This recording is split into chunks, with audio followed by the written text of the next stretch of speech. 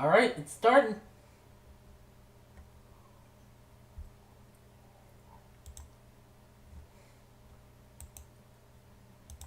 Welcome Hello. back. Hello, everyone. It's me again. And Mary's here this time. Yeah, I'm here. Unfortunately, our triad is not quite complete. Kitty should be along soon. Yeah. Copy link. Right.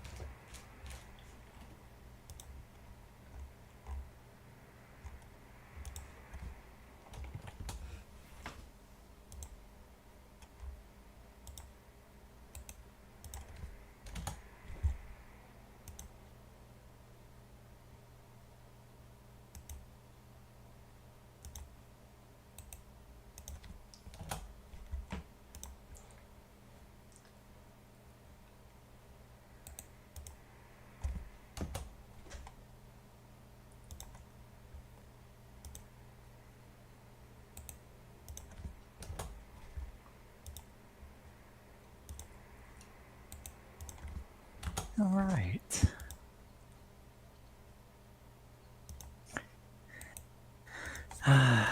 Yeah, I tried streaming yesterday, but had so many technical difficulties I just gave up. I hate that when 'Cause that. I have no idea how to fix anything that goes wrong in OBS Studio.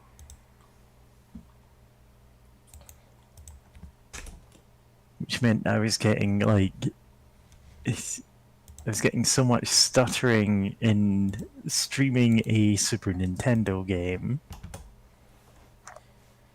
Uh, well, it's clearly a powerful system. I'm not sure if computers can handle it right now.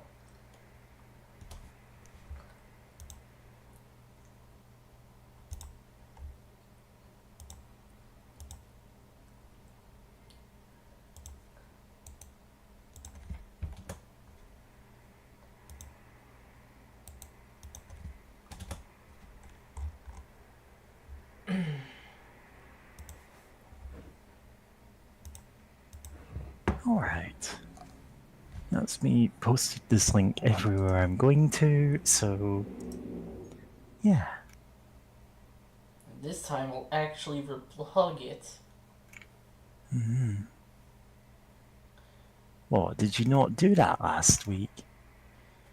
No, well, yes, last week, but I didn't do it on SMT. I Yeah. right. Because I wasn't here for this one last week. Yeah.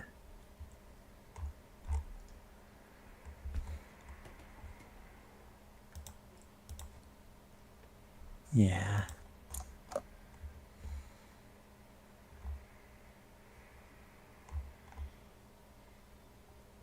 Oh. Okay.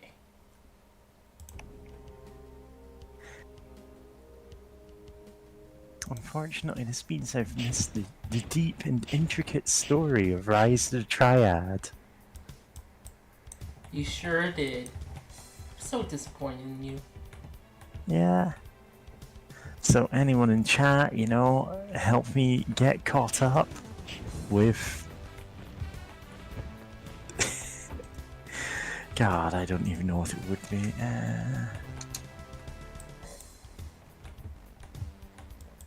Well, regardless, I should be looking at YouTube to see what stream chat's like, despite the fact YouTube has decided I'm not allowed to watch your streams. I don't know why. It's probably a Firefox thing again. This sure is a good future, huh? Uh-huh.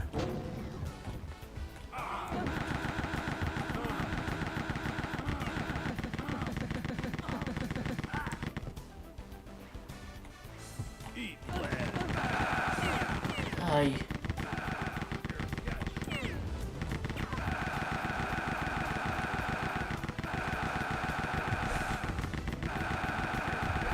Fuck these enforcers.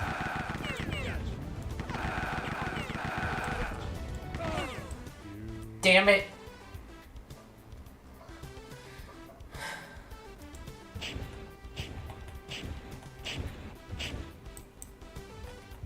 There's a missile weapon over there.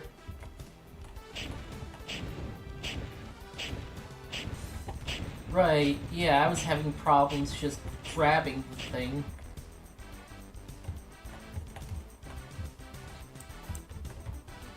Yeah, I was just calling it then. Yeah, doorway. Yeah, there it is. Okay, I think I'll just not grab it. Serial ad where mascot is obliterated by a fireball when trying to eat your signature favorite food. Oh, by the way, you saw the new Lucky Charms stuff, right? I did not. There's like a dragon on it, and it's looking at the cereal sensually.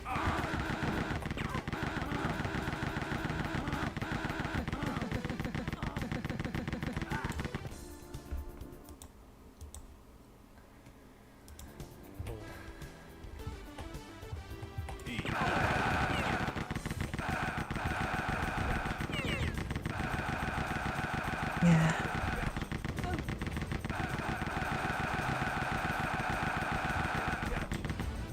Fuck, I didn't make a tricks joke. Silly rabbit.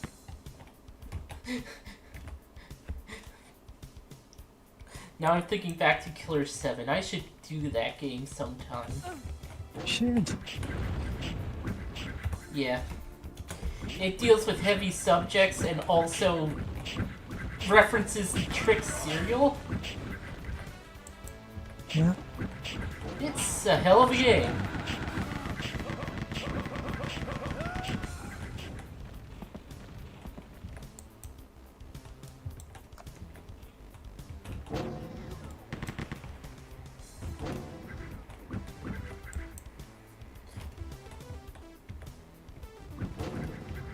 Oh, nice. That's...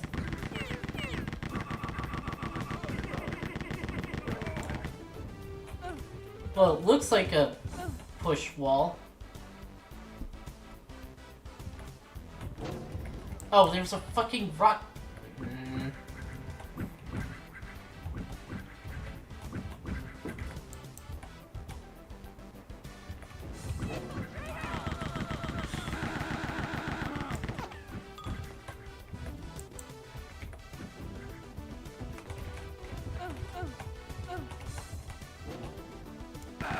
Ah!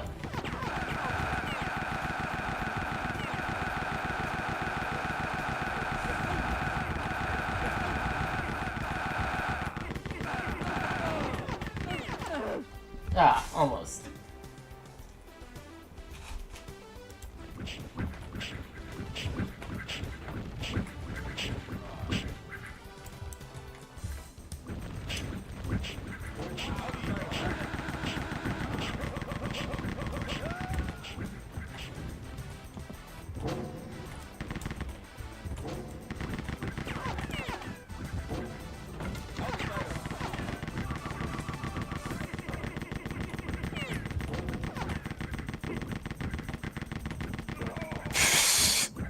Just standing there, firing away at the moving wall.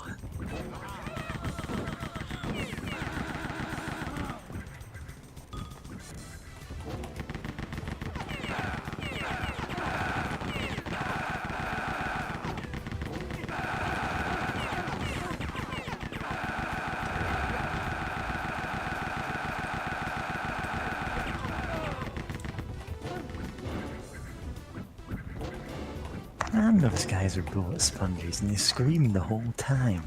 Yep.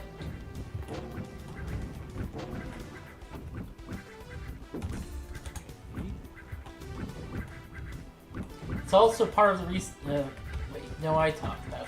Nope. I just let that happen, huh? You just let that happen. You could have changed all of this. But the future refused to change. Oh, that's another game I really should do. God. I did stream Chrono Trigger a couple of years back, but since I didn't actually keep any of the VODs from back then, it's lost to time. How fitting. Speaking of undocumented streams, I really should do Illusion of Gaia, because that actually had its 30th anniversary recently. Okay. I never get the point of people going, oh, I need to stream this game for its 30th anniversary and this other one for its 25th anniversary. And it's like, stream what you want to stream. Huh. Nobody is making you do things on that schedule. Probably more of a remembering to do it thing. Yeah.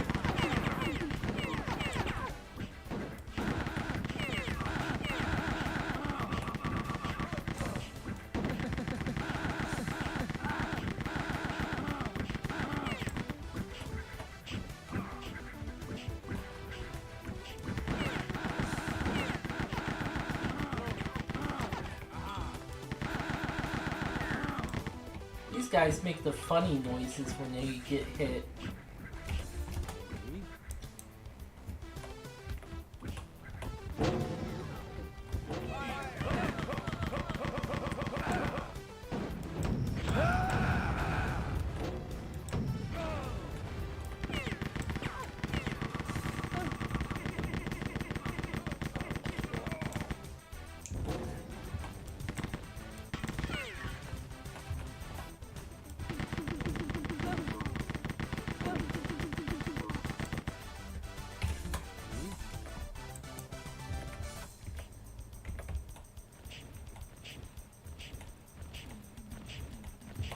Oh, I think this is... Okay, so yes it is. Oh, but that's gonna be tricky. Oh! Push walls. Hopefully one of them has an asbestos armor. Oh, there's Kitty. Yowdy. Yowdy. I thought we were taking a bit, but how are y'all doing? A bit tired from being out most of the day, but otherwise pretty good. Oh, that's nice. I'm doing fine. Good to hear.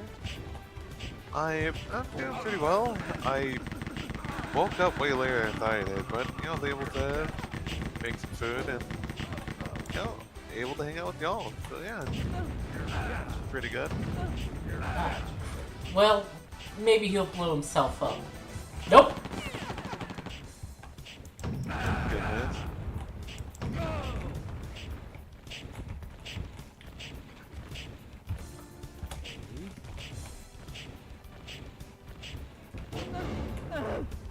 Ah!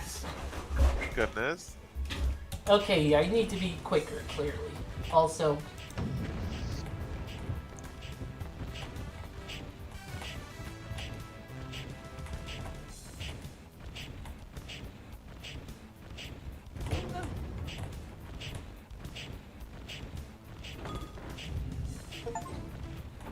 Ah, D. developer ball. Yep. There's What 3 do you of get? them. Oh. No. Oh wow, I thought there'd be more for some reason.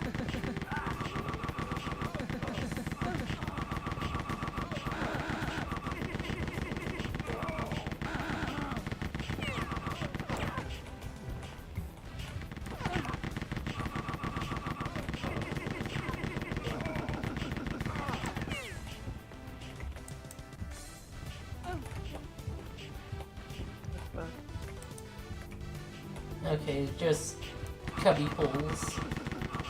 Ah,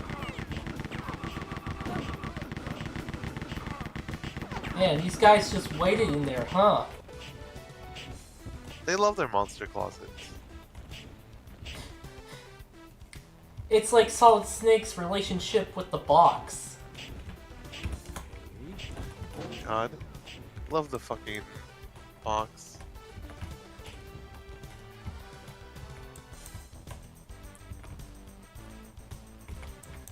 No, I remember in another server I'm in, we were talking about it once. Of just like to imagine that like Solid Snake is still around after the events of Metal Gear Solid 4, but he's just like hiding out, like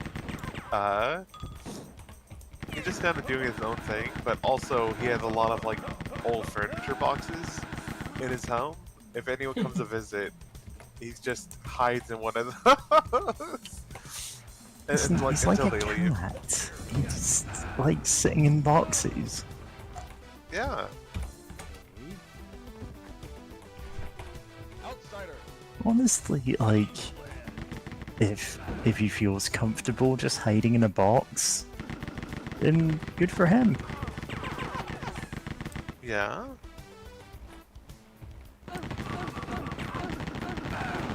Oh god, there's 2 of them. Goodness.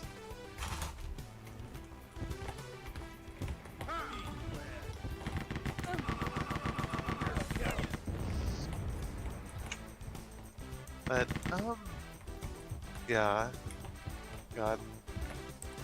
Sorry, I got distracted, thinking about how recently I saw a screenshot of a Tumblr post of, like, Solid Snake meeting a trans woman, like, oh, hey, yeah, I'm trans. Like, huh, okay, give me a second. And, like, he goes into a cardboard box and, like, has a call with Otacon, like, huh. No one said that she's trans, what does that mean? And just getting, like, a rundown of what being transgender means. And, like, and, like, you know, the difficulties that some trans people can go through.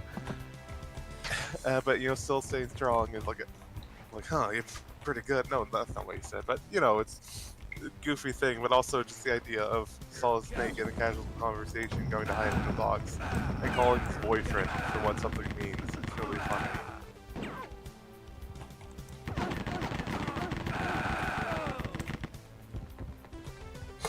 I remember the Big Mama post that someone wrote on. Or the Hard Mama, or something That's- like that. That's not even it. What was it? Give me a second and I'll find the post, because I'm not reading it out. No, it. I know we probably posted Gates Room Ever, the first one. Gay the first. Switch turned off. And it is. Oh no, there's that. Okay, yeah. It's. Huh. Wonder. Well, probably in the future.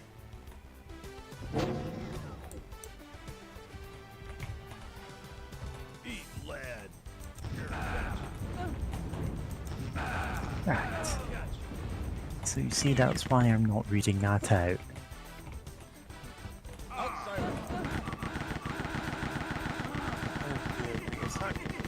Ah, yeah. Kojima can never name a trans woman character. Oh yeah, that's from fucking Harry Because it's Potter. from Hogwarts Legacy, the Yeah, they The made Harry a Potter non-binary. game that is decidedly mid. That people went, oh no, I have to play it because it's going to be the best game ever, and then got ejected, rightfully, from communities for doing so. And the game itself was just forgotten. And the Oh, game was absolutely. completely forgettable. Like, not even the Game Awards acknowledged it. Yeah. This Wow. wasn't anything special aside from the IP attached to it, which, you know, is not a selling point for most of us anymore. Oh yeah.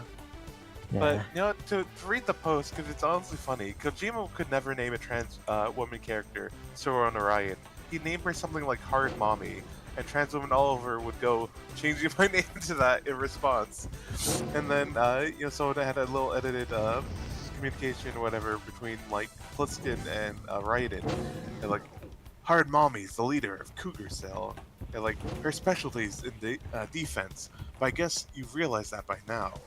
By analyzing the battlefield, she's able to quickly deduce perfect formations for infantry deployment and fortifications.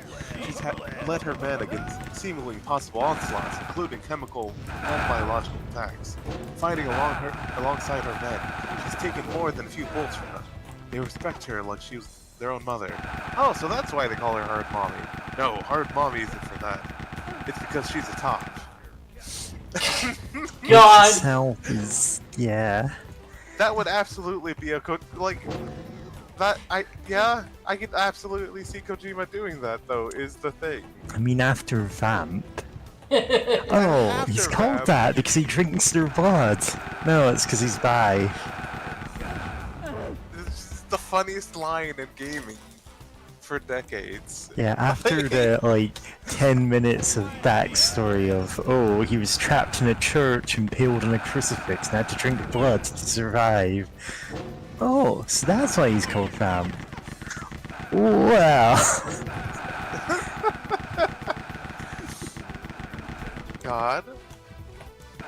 And in fact, we do see one male character and one female character who he is romantically involved with at different points. Yeah. It's like, yeah, okay, this is canon. God, Oh, yeah. he's bisexual, I didn't know that! I mean, you did know God. that. You've seen him. I know. Yeah. No, I It's also hard love to that miss. there's. I'm trying to think. I know there's another like. Character. It's funny that like God, the Vulcan in like MDS3 has a boyfriend that looks like a Yeah. girlfriend from February last Looks year, like a girlfriend. who looks exactly like Raiden. Yeah. Right, and it's like a whole joke that you to put up like a disguise and a face mask to look like Raiden, and just you can just go around being an asshole because his like boyfriend is incredibly sadistic to even their own troops. So you just go push them around, like knock them downstairs or whatever. Yeah. And it's like, thank you, sir. Right, until like Big Boss sees you, or not Big Boss, but the boss sees you, and she's like, I can see through you, fairy disguise. And I'm like, you saying that we look at like, because there's no way that's not the connotation she's, that has to be the connotation she's going through. It was going the for. 60s. It is the 60s, and she herself is bi. So it's like, but I forgot she's also bisexual, like canonically. Like, she's had a kid with a lover of like, who was a spirit medium, which is fact Yeah, and the sorrow. the sorrow, and also was later a lover to Dr. Strangelove, who's named that because she's a lesbian. Ludicrous Gibbs, by the way. Yeah. Nice, You but know, ludicrous lesbians who Yeah. love AI and violence. But yeah, no. And like, God, I forgot about that. Yeah, there's a character named Dr. Strangelove, both after the movie because Kojima fucking loves movies, and also because she's a lesbian, and she felt Yeah. like her love of women was strange. Which again, 60s, fair, 60s, 70s ish. Yeah, so like, yeah, that's fair. Like, God.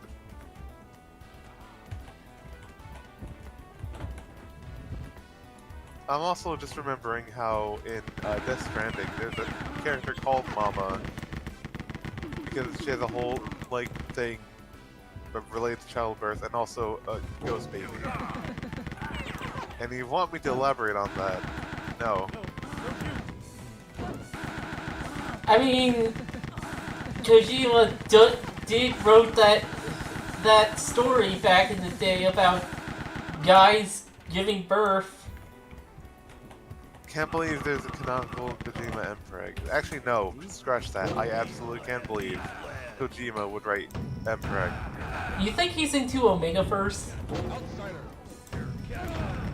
I wouldn't. It wouldn't shock me. I don't know if he is. It would not shock me. Is the thing. If he if it got revealed that he is, like yeah, that tracks. I don't know much about Megaverse other than it's kind of like obnoxious, but like yeah.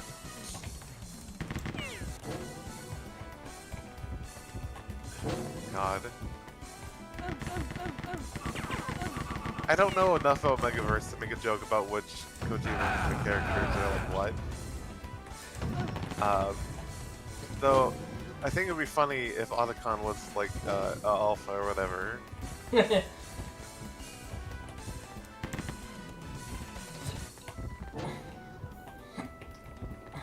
The saddest, sweatest little Mew Mew of it all.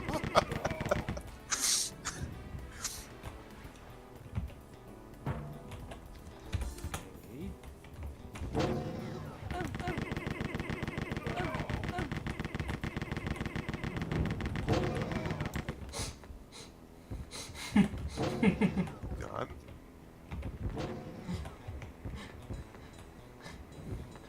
God. Kojima just making all of his player characters Omegas, cause... Oh, jeez. God. God. Yeah. Wait, no, it would be really funny if Otacon was actually an alpha, because like that's basically his like self-insert character in the Metal Gear Solid series. Like, if any character could be his like self-insert, it would be Otacon. It would be the nerd who's really obsessed with military technology who info dumps about like how like certain guns or like gadgets work. It would be him. That'd just be really funny. You know what they say, right what you know. Yeah. God. Speaking of which, no, since we got to this topic, I have to talk about how in not Portable Ops, was it Portable? No, Peace Walker, Metal Gear Solid Peace Walker. He wanted a scene that had electroshock torture, and originally that would have bumped up the rating of the game from teen to mature, which for the PSP, or since Peace Walker came out for the PSP, he wanted it to be teen because you know that's the biggest audience on the PSP, and he was like really he was really upset at that would bump it up to mature, or like he had to work some way around that. Which it's like, of course he would want electric shock torture. He's absolutely into that. You've got to do something to make it seem like. If you don't want to get that way, you need to do something to make it seem less severe, and I suggest setting it to electric 60s, danger, high voltage. Just tying it to that, you know? No, that way, in regions where you don't want the rating to be that high, you can just add in the song.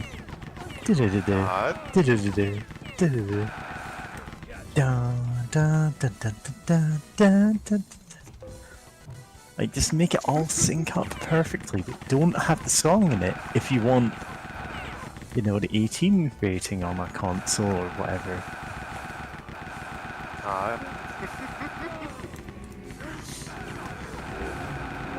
That'd be great. But, yeah, no, it just, I remember when I first read that article being like, of course he was really upset that this would bump up the rating. Like, of course he would. Like, cause like It's people like, oh, going I've got through electric shock torture in all of my games, and then they take it out without telling me. Oh, now you're going full puppy mode. This is torture in and of itself. Yeah. I mean, if it was cat mode, you'd be fine with it. Yes.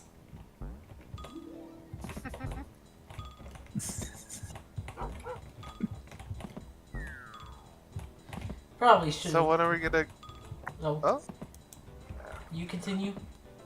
so when are we gonna stream Twilight Princess, but with a mod where you become like a jaguar or something instead of a wolf? Yeah. I You'd don't think have that to mod redo all exists. the Midna dialogue where she calls you a good dog. She just says "good girl." Yeah. Yeah.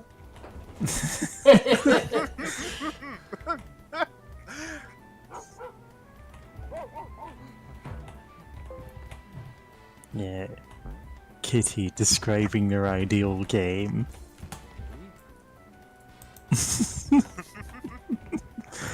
Fireball.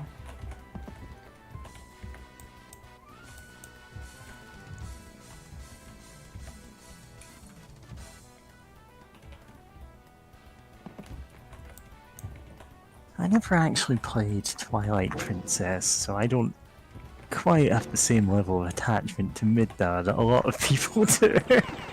Very fair. Yeah. It's like, she's cute, but I have not experienced that story in any way that makes me act weird about her, you know? Yeah. Very fair.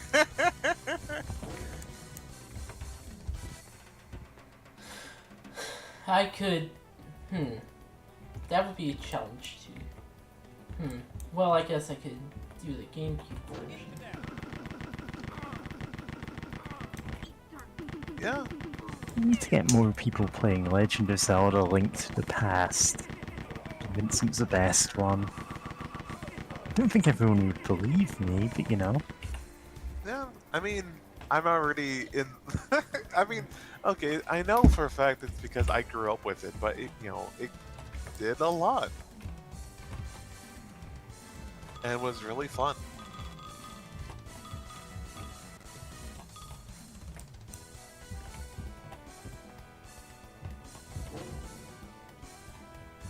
I still absolutely love Link's Awakening. So, but my only problem with the Game Boy and Game Boy Advance Legend of Zeldas is the fact that a lot of them have, you can switch out the gear you have, right? Which is cool. But you only have 2 buttons for, actions with your gear, so you spend a lot of time having to like menu and like swap out like what you have equipped at times, which was kind of annoying, but like understandable. Like it was understandable. Like you only had so few buttons on the Game Boy, but yeah. But it So you was can neat switch getting all out the that sword and just not have that equipped. gear, which And is so have to bring up funny. the menu every time you want to do anything with it. Yeah. It's Yeah. also funny if you just had nothing equipped and you just did a little punch.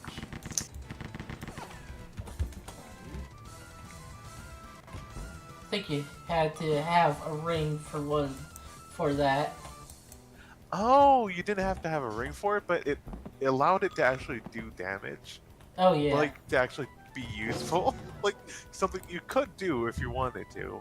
I think that's what... If it was a ring, it would have been, Oracle Seasons of Oracle Ages. Yeah. Which is, really neat little idea.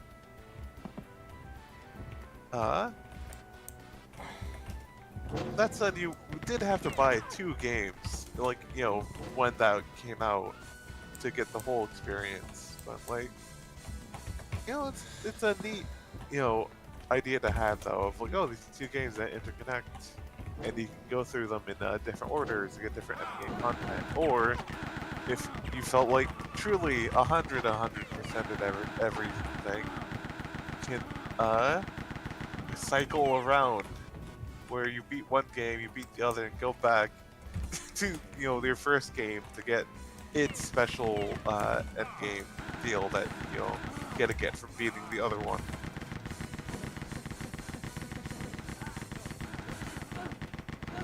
The games do kind of work better if you play both of them, because one is more focused on like exploration, the other is focused on like puzzles. Yeah.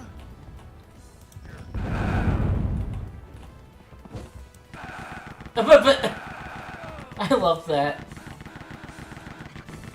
I didn't Yeah, quite I forget. know what to do. Oh. Yeah. I'm trying to remember which one had the kangaroo They like buddy. both did, and the Oh, requirement. they both did. Yeah, but they had different requirements for getting him. Ah, okay.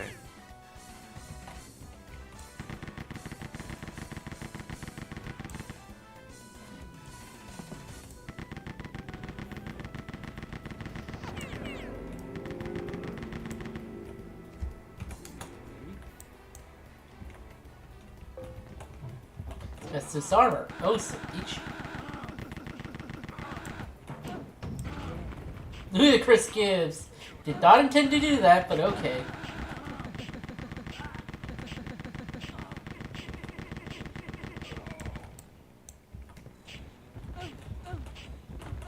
There it goes. Okay.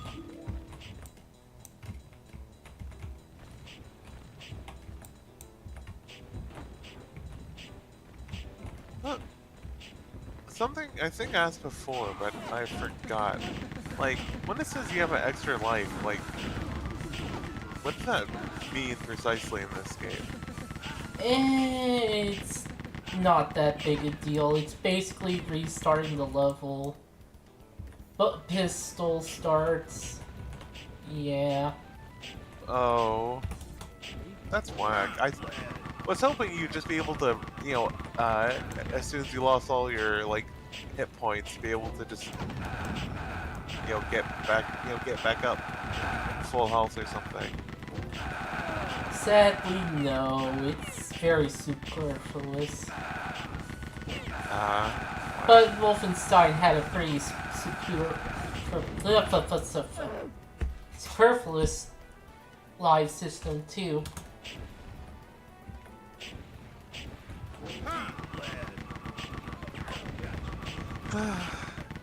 Yeah. No, I decided to quickly check Tumblr to, rebaggle, the post talking about our stream. But also, I saw that covering my inbox. I'm like, oh. I'm like, what's this? And it's like, hello, like from Anonymous. Hello, creator. How are you doing? I am very interested in your project. Can you choose the right pledge for me, as I am curious of what to do or what to choose? And it's like, I have nothing to pledge. Like, I don't have a Patreon or anything. So it's like, great. Cool. Blocking their ass.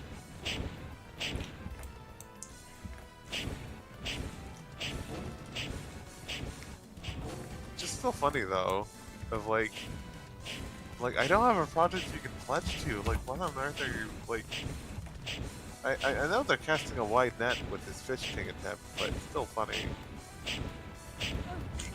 See, the reason they do stuff like that is if someone saw that and did have a thing that you could pledge to it, they would go, oh, this isn't just a fishing attempt, they were really talking about this thing that I'm doing. So it makes it more convincing to the people who would fall for it. Yeah.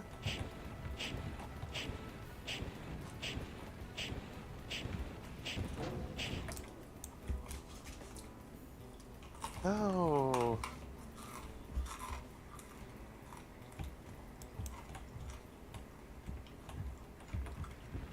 Oh, fishing. I hate it so much. Dopefish Def Cam.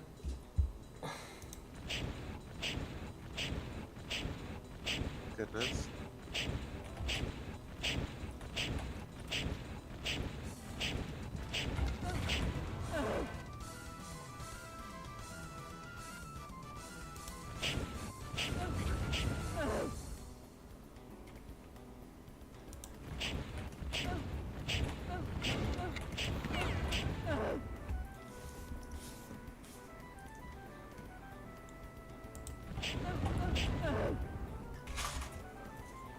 This. Oh, they're really making to go through it, huh? I wonder if there's a switch I'm supposed to hit. Does this I seem... almost feel like there has to be, right?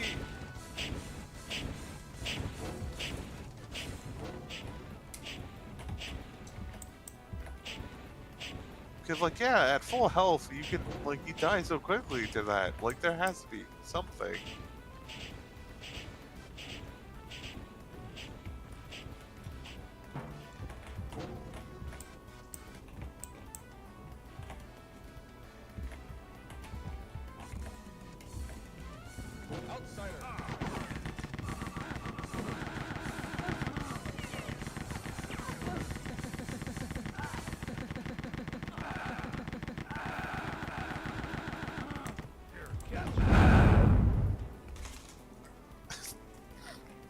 Sorry, I always love that death screen. And whenever just, like, the, you know, the, the, not field of view, but, you know, your view of the game or whatever just gets so incredibly small and just gets overwhelmed by filled with darkness. It's the closest thing I can imagine FPS reminding me of in Baba Is You, when you do something that causes Baba to just no longer exist, and the game plays like a slower kind of ambient tune. Because it's just like, oh boy, love experiencing ego death.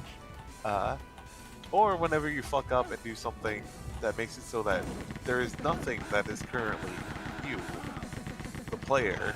So it's like, hey, press this to restart or rewind to, there, undo what you just did.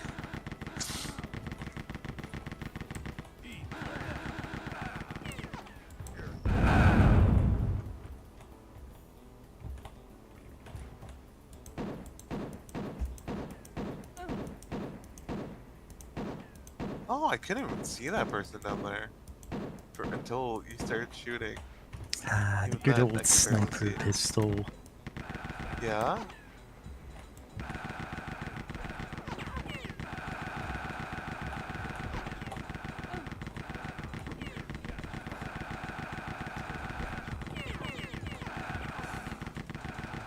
No, I love how for Payday 2, there's a part where you can go into like the FBI offices and like there's something like there's some file, I think maybe in game or like related to the game where it talks about like, oh, the Payday crew are able to take out snipers from 300 yards with pistols with sidearms, and it's like, yeah, it's just a common strat to just use your normal pistol to take out snipers, because what if you have a machine gun or a shotgun? Like, that's not gonna do it, but of course a pistol can. You know, makes sense, right? Yeah. And it's just being canonically acknowledged, and like, yeah, no, they can just do that.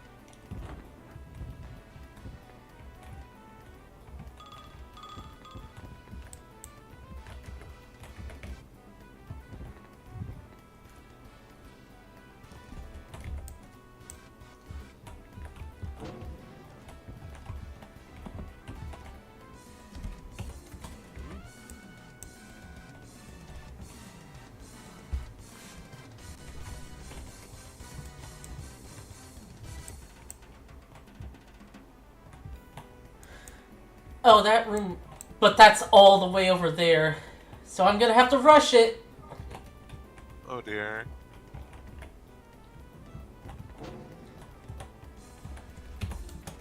Godspeed. Oh, that's what I need.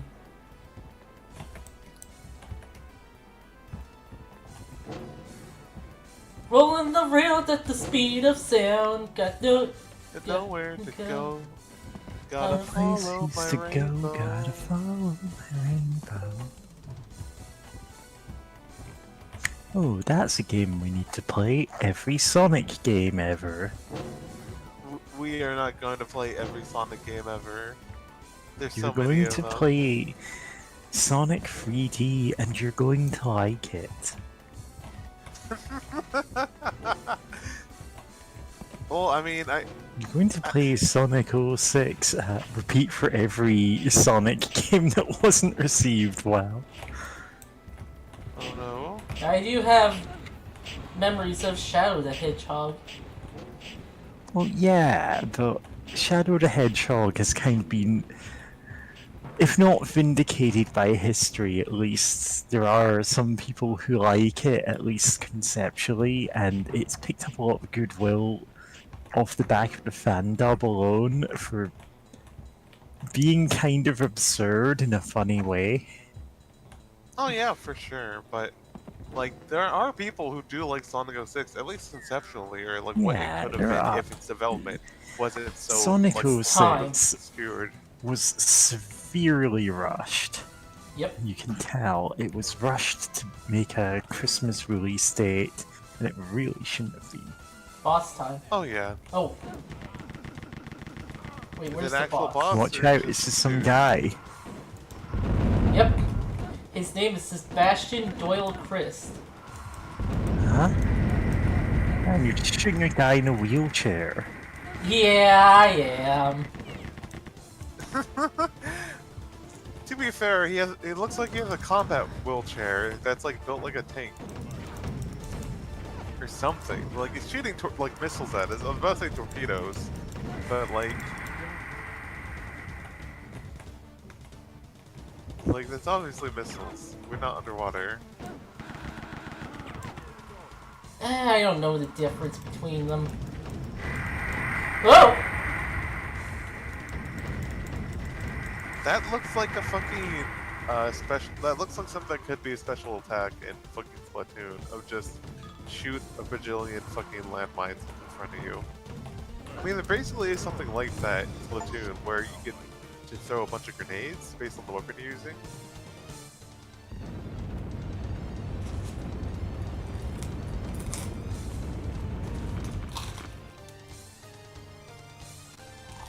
Hooray!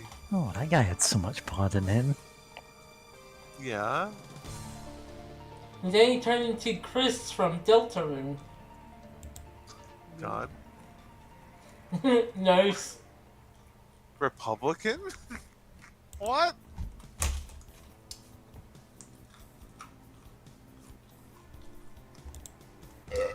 The bonuses are a little weird. Republican bonus has something to do with, like, shooting missile weapons. Oh! Okay, I get it. Yeah, because normally you don't, like, spam them too much. Then again, you don't know when you're going to get more ammo.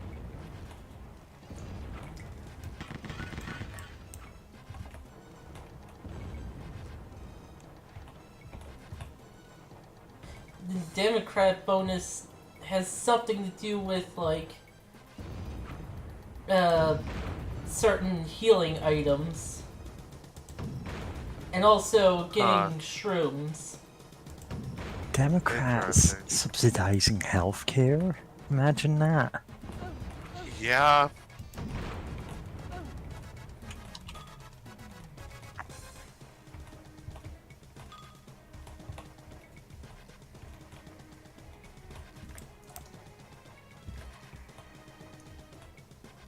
Okay, there it is.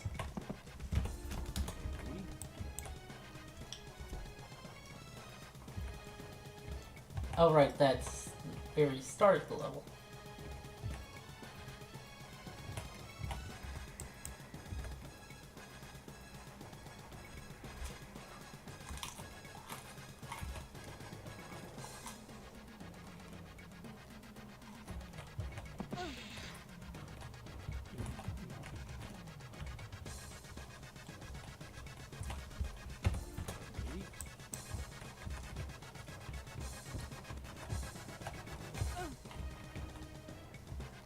Oh, you know what? I played a little bit more Pathfinder Kingmaker recently, and like I got to a fight against like this one guy that betrayed me, who used the spell Disguise Self to hide up, like to take advantage of some like kobolds and pretend to be like a shaman or whatever, right?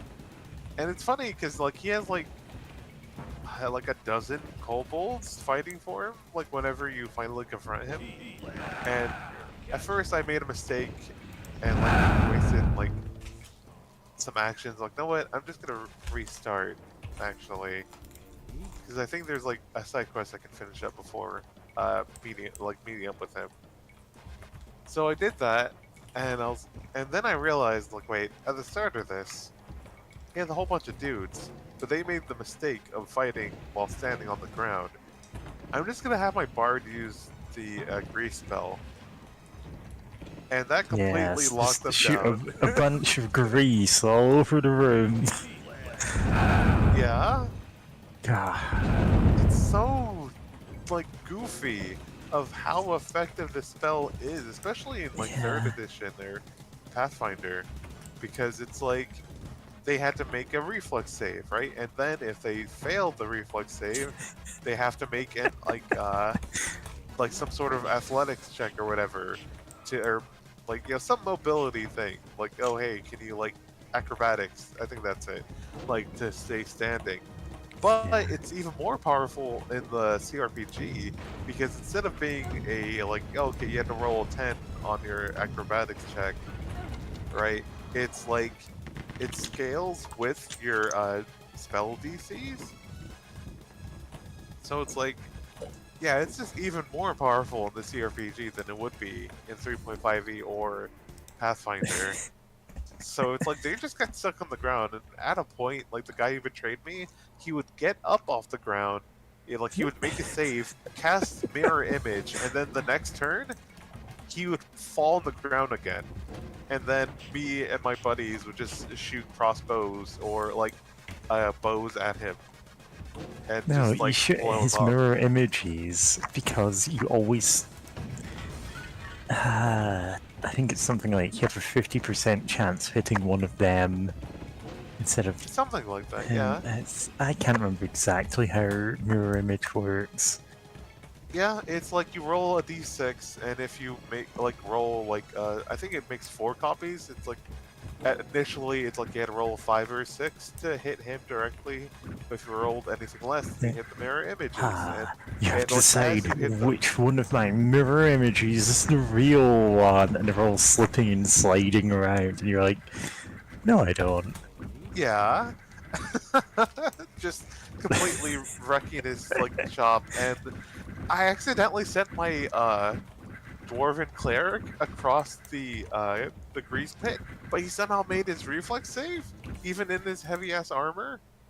And so like, okay, sure. So he beat the shit out of like the last living kobold archer, and then just like Ever. waited for the guy to get up and like to get up from slipping on the ground. But I think I was able to annihilate him.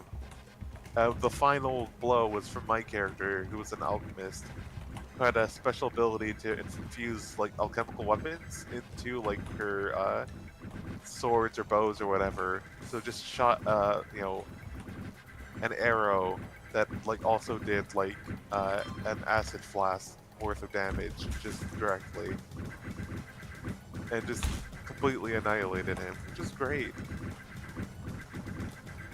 That's just so funny.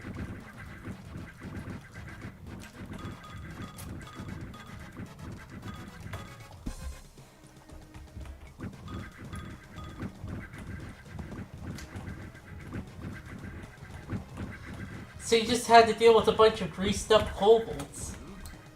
Yeah. Unfortunately, in combat. But yeah, just such a Honestly. stupid spell. Like it's so Yeah, fine. powerful. Oh fuck.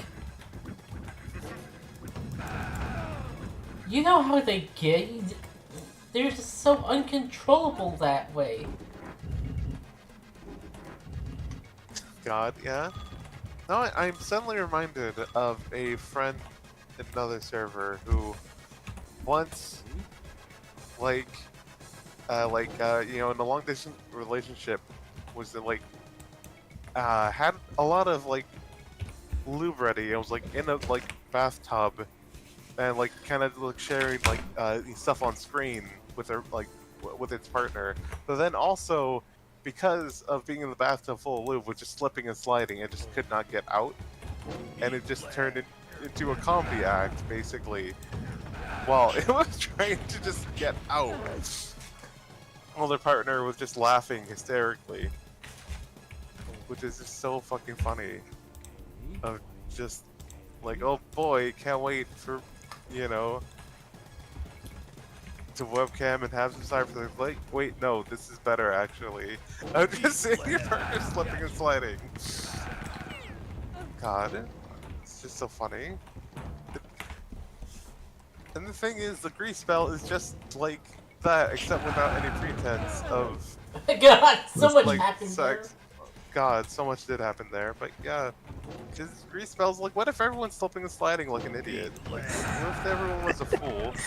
So, the Food. thing about the grease spell is it's the, you know, the isekai trope of the, oh, I'm the only player who realized how powerful this ability was. It's in the game, but nobody uses it because they think it's useless. Grease is just that. It really is. Because It's just an maybe AoE. too good for what it is. It's also, like, undignified as hell for everyone involved. Yeah. It's just so funny making my bard be the one who casts it all the time too, because it's just, I mean, oh, she can cast. Your bard only knows songs from Greece. Oh. Tell me more, tell me more. Can do Yuffie's Limit Break. Wait, what? I never played Final Fantasy VII. The first one What's is your called Limit Break? Grease Grease Lightning. lightning. Oh my god.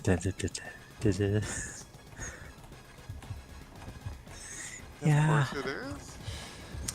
Where's Kitty? I've just seen the really scrunkly pigeon who's hanging around all day.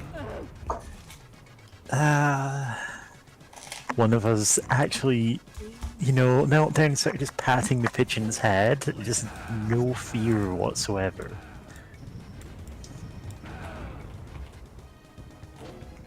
Amazing. Yeah.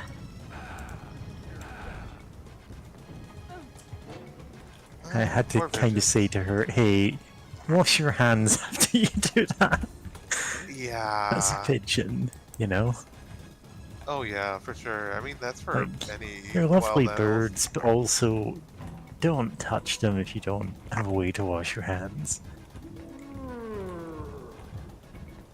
Yeah.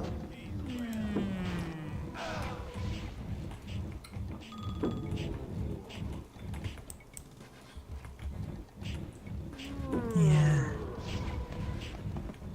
Oh. Those things. Then you made Yeah. me shorter. What? I'm supposed to be like 10 feet tall.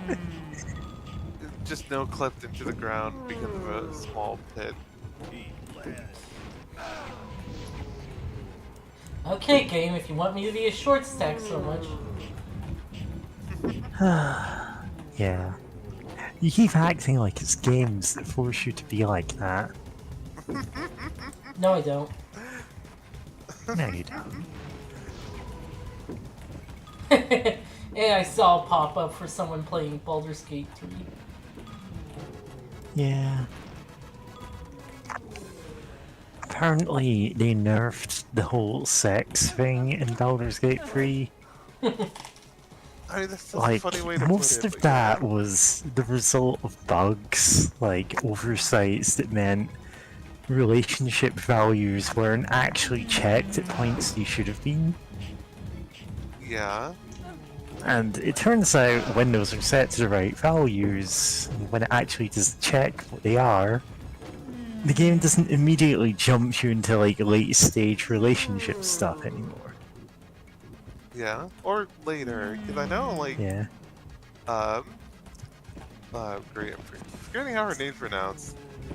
The Githiki, lady?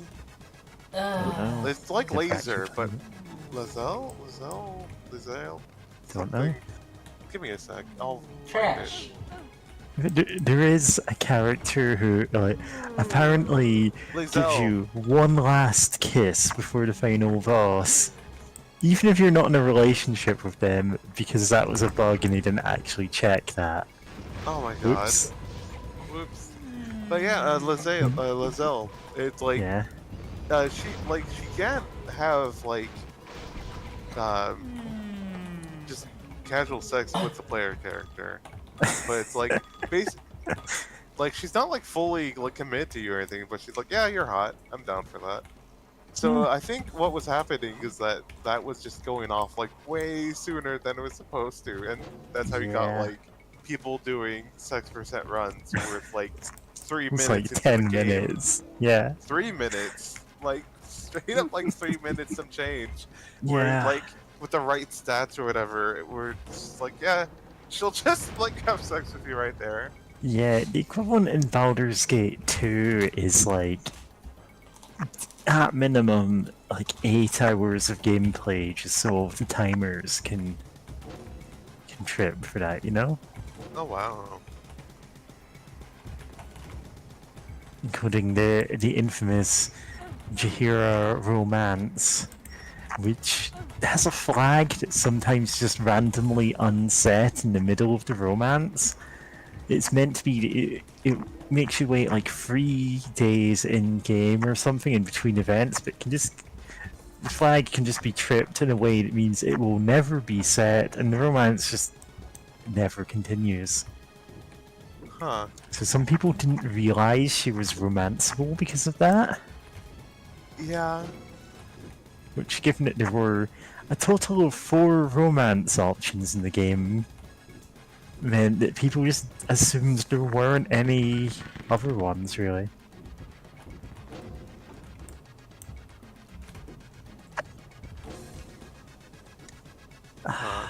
I could talk about the... So the thing about Baldur's Gate 2 is there were 3 romances, one for good, neutral, and evil alignments in the base game. If you're playing as a male character, if you're playing as a female character, you could only romance Anonym, the annoying fighter cleric, No. who begins his romance conversation with "My lady." Oh. Yeah. Or whatever. no. "Prithee, my lady, that we may speak of romance." Yeah.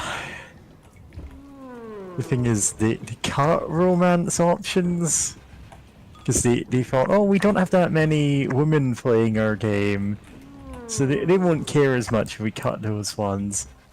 And it's the 2 characters that all of them went, what? No, you should have left this in. Oh no. Yeah. God. That's so funny. Like, I mean, yeah. I mean, that time period, yeah, I believe it. Of just that. Yeah, that makes sense to there were a lot of that. like a lot of girls playing Baldur's Gate at the time. It was a surprisingly popular game among a lot of demographics. Yeah.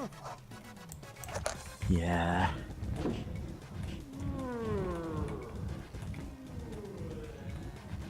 God. So it's just funny that that's the one that they left in. Yeah. Cause it's like, oh. I mean, No. like, they added a lot of them in the... Oh, not the 2 ones they cut, but, like, they added... Every new character in the expanded edition has them. That's fair. So that's 4 new ones, which is fair enough.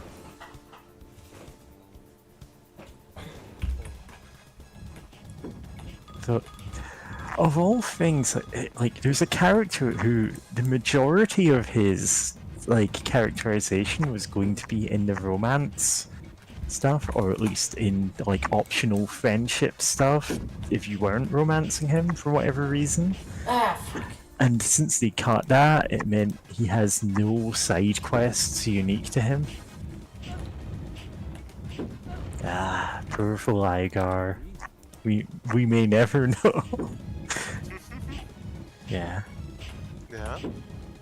God. Been Yeah. thinking of wanting to try that game for streams. Which one? Baldur's Gate 2 or 3?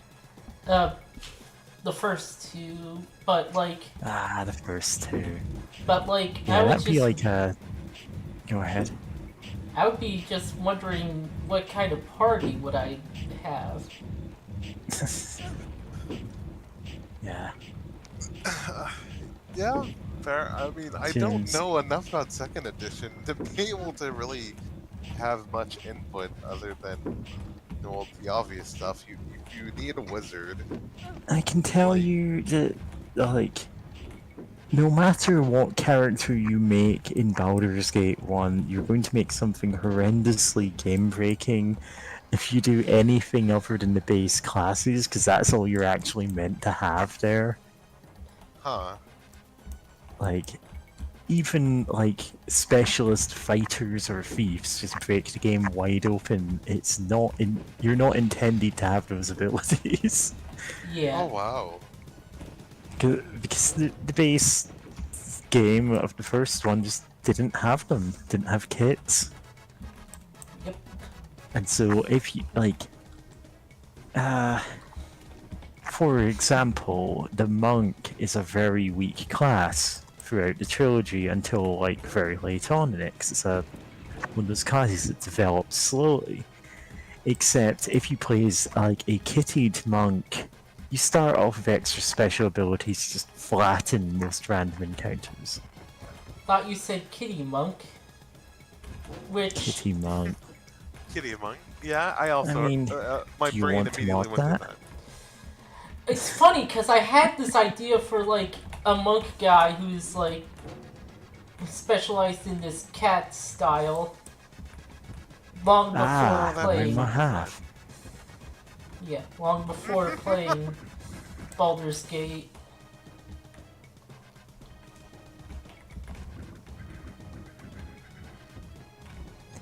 Listen, if you want to play through the trilogy as a Catboy monk, I can't stop you.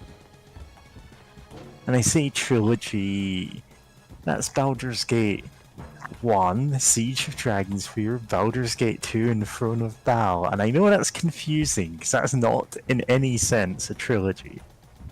Especially not with Baldur's Gate 3 out there. But hey, it's called a trilogy for a long time. Yeah. Yeah.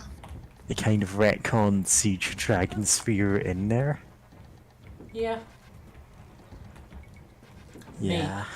Yeah, it was made canon in PG3. Yeah. To be fair, like, it's a decent enough campaign in its own right. Yeah. It's a bit jarring, just like game design wise, to see it in the middle of two games that are showing your age in some ways. Yeah. Huh. Yeah. Oh, Oh yeah, I forgot that by default Baldur's Gate 3 doesn't have like one thing I was actually looking forward to for Baldur's Gate 3, I'm like, well, if it's based off of like 5e, like they've added so many player races to the game. Like, I wonder if like even half of them would get in, and the answer is no. Not even goblins, or just full orcs, which is a shame. I know there's a mod for that though, that like someone added in like all of the different player like ancestries that you can get, which is like that's cool. Cause it's like, because I don't know, like I don't own it, and I'm not really like in a rush to. There's other games I have to get through. But it's like if I ever did play, I'm like obviously I'd want to be a cat girl. Like, duh. Yeah. Especially since I've only realized that the cat people in 5e are actually kind of overtuned. like they have an option that if they're, if they spend a turn, or like they can move twice as far as they normally can, and they to get this ability again, all they have to do is just not move for a single round, which is really good for like archers or spellcasters or whatever. They get some extra skill proficiencies, which really helps because like 5e is very stingy when it comes to giving those out to classes for some reason.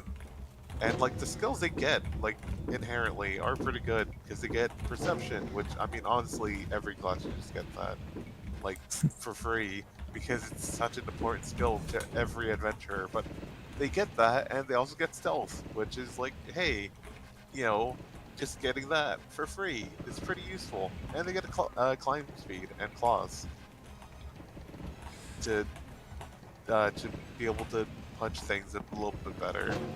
But it doesn't like hurt. But also, just the climb speed really helps in dungeons, where it's like, cool, I'm gonna climb up the walls like Knuckles the Echidna, and just like avoid the floor traps here. Like, okay, thanks, bye. Sonic 06 Oh, Knuckles. Oh wait, he no, can't get off of walls in that one. Well, yeah. Yeah. Although to be fair, some cats do that to themselves. Yeah, some cats do absolutely do that to themselves. But yeah, it's just kind of like funny thinking about like what things are overtuned in 5e comparatively to everything else. It's just funny that like cat girl's too strong. I'm not sure if this is working right. Yeah, I think it's oh. That was the secondary fire, which is a charge. Ah, I love how it can blow you up. Well, it is technically a missile weapon. Oh, that's funny.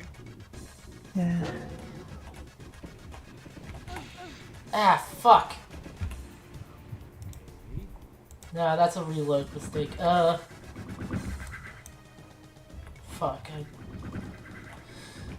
Something else I've noticed about the design of 5e, at least through Baldur's Gate 3, it seems that dexterity is basically way better than strength to have. Yeah. Yeah, it is influence more, like, more roles, really. Oh. Wow, that completely Yeah. whiffed. Yeah. Especially, but yeah, it's like, one thing I did appreciate about 5e is like, oh, if you want to use like a dexterity-based weapon, you don't have to get like, a ton of feats, so Oh that yeah, you don't have your to pay a damage. feat tax for it. Yeah, so you don't have to get weapon finesse as a feat, and then you don't have to get like something that was probably added towards the tail end of 3.5e to add your dexterity to the damage. It's just you get to do that. But then, for skills, there's so many skills that also use dexterity, and like there's only one skill for strength, And like, barely carrying. anything does. I Oh mean, yeah, and the thing carrying about stuff, strength but, yeah. is, it's not the skill stat, it's the killing people stat. Yeah. Like, I get why you're going, yeah, there aren't many skills that use it, but the skills that would use it are all hitting someone really hard. No, and athleticism or whatever. Yeah. Athletics. And But that, athleticism. I mean, that got like rolled into Yeah. one skill. It used to be, which To be thank God, fair- it used to be swimming and climbing and jumping as 3 different skills. which is, Yeah. like, yeah. But it If they're also all means derived that, from the same thing, then sure, Yeah. just make it so you only have to put in points into one. yeah, but yeah, that also, which I mean, having to do a jump is really useful sometimes. I mean, I know Baldur's Gate 3 for some reason does allow you to just jump around, which people use for both exploration and also for weird things like weird speed running things where you Yeah, just they kind do of find a because weird it's flow silly and jump. because you can skip half the game with a well-timed jump. Yeah, But yeah, it's just a weird thing. But because of we can use it for hitting things good. Um, uh, then yeah, you can just basically go around with a rapier and just kick as much ass with like your high dex build compared to like a high strength build. I mean, there is like I think I'm not like so confident in 5e meta because I know there's a few feats that are really good for like two-handed weapons. That there aren't any two-handed like dex-based weapons, but like even without that, you're still doing pretty solid damage with like a rapier or something. So like that will carry you just fine most of the time.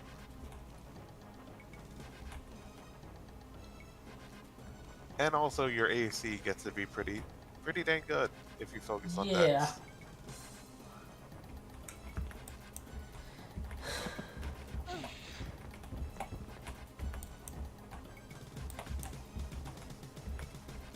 Yeah, it's just that Dex does a little too much for you in 5e. Is Yeah. kind of the problem. Yeah.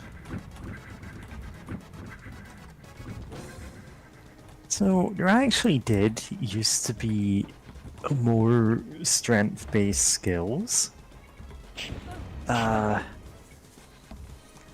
Or rather, there were more things you could do with your strength. Like there were whole like derived stats for like not just carry weight, but like lifting and throwing weight and stuff. There was a percentage chance to force open doors that you could use instead of lockpicking. You could just punch doors down. Oh, nice. In fact, in Baldur's Gate 1 and 2, you can just use your weapon, just click on a locked chest or door and just attack it. You can just smash them. It doesn't Nice. always work, and it is derived from your strength, if it does. Cool. But if you don't have a thief in the party, you can just force a door open. Hell yeah. I mean, it's not as codified in 5e, but technically that option does exist in a sense. Yeah. For like breaking down doors, not for locks really, but for bursting down doors. Yeah. Which is neat. It's something, but then again, it's not. It's so funny to me that I remember once looking at basic D&D because the person I was living with, she had like her old game of like the old copy of like basic D&D, and Yeah. like strength, like its only skill was burst down door. Yeah, It's God, I like, am yeah. looking at 3.5 reference stock, and it's like skills, strength-based, climb, jump, swim. So you're right. Those are the Yeah. 3 skills.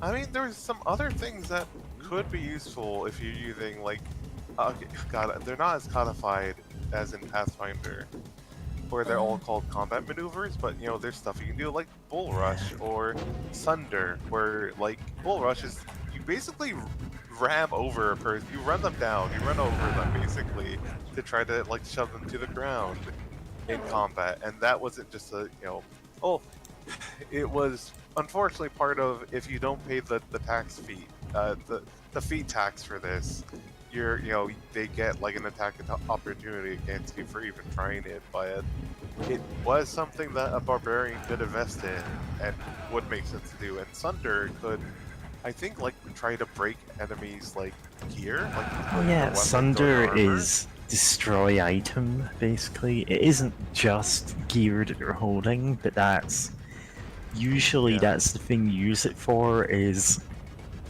like just obliterating a weapon that someone's holding.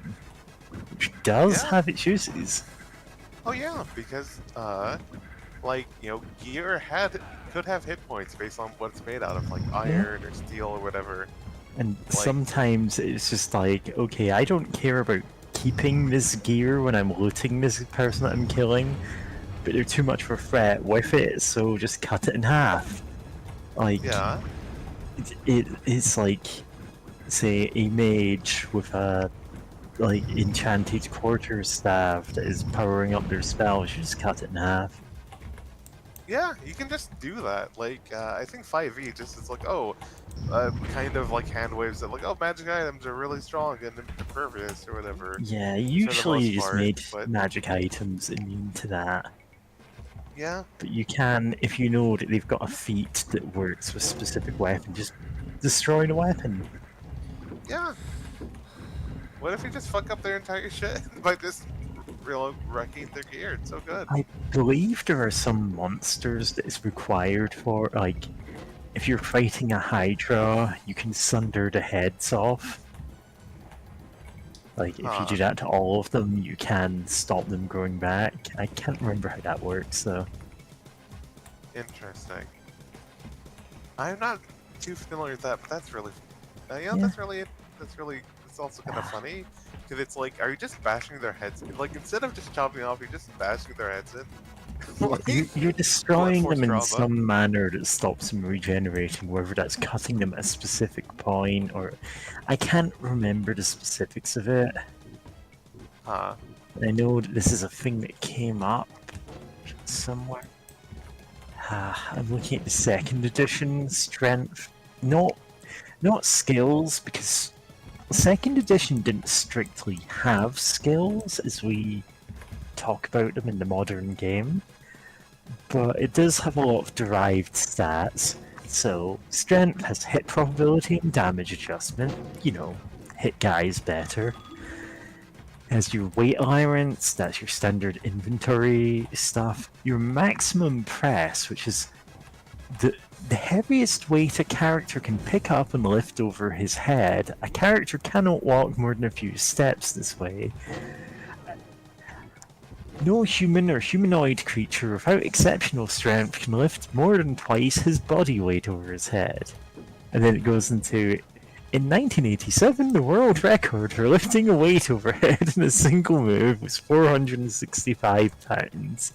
Holy shit. And a heroic fighter, strength 18/00, can lift up to 480 pounds in the same way, and hold it overhead for a significantly longer time.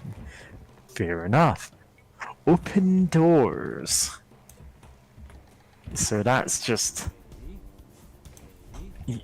like, you can just use your strength, knock a door down. You have unlimited attempts. It's not like a door can break in a way such you can't get through it. But every time you do it, it makes a ton of noise and takes, like, a round to do. Yeah. At least I think it's a round. It doesn't actually say. That's the most likely case, though. And bend bars, lift gates, another open doors ability. Asbestos armor. Oh, so itchy. Oh. Okay, actually... So, magically held, locked, or barred doors, like ones specifically of magic involved, you only get one attempt on those. Huh. Like, you can only attempt to bash it in once. And the same with, you can only attempt to bend the bars or lift the gate once.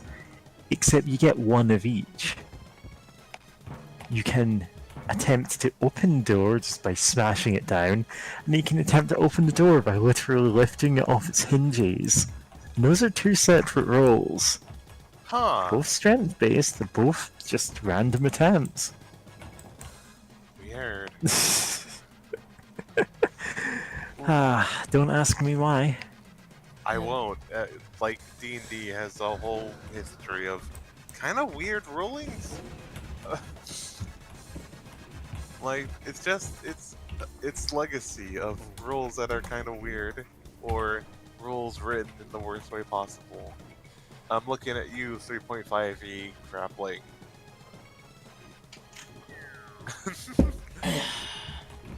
But yeah. No, that's funny. Oh, know what?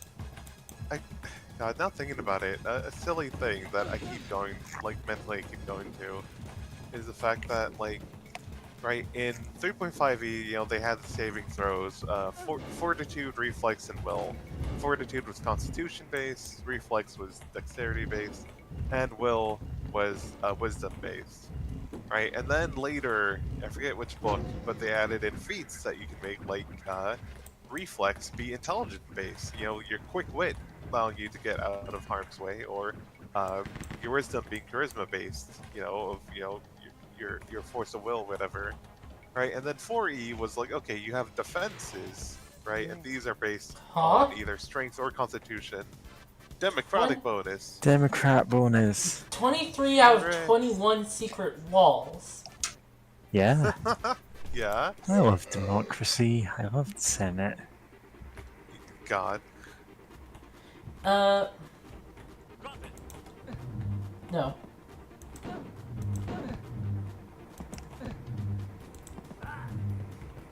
Okay. I was gonna say, that baseball bat seems a whole lot less you know harmful as I thought it would be, but Yeah. yeah, it's God, what was I going with? Oh yes, right. So 4E was like, okay, you have defenses that people have to roll against, like as an attack, and and it's like, okay, it's instead of fortitude being only Constitution, it's strength or Constitution, dexterity being or reflex being intelligence or dexterity, and willpower being like wisdom or charisma, right?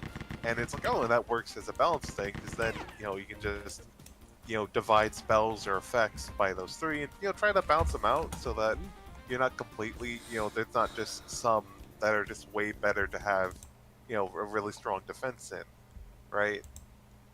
So like, yeah, that makes sense design wise, especially since in 3.5e there'd be spells where it doesn't require a strength, there's no strength saving throw, but it'd be, oh, you had to pass a strength check to get past these like these webbings or whatever, right? Like they would kind of like have stuff in there.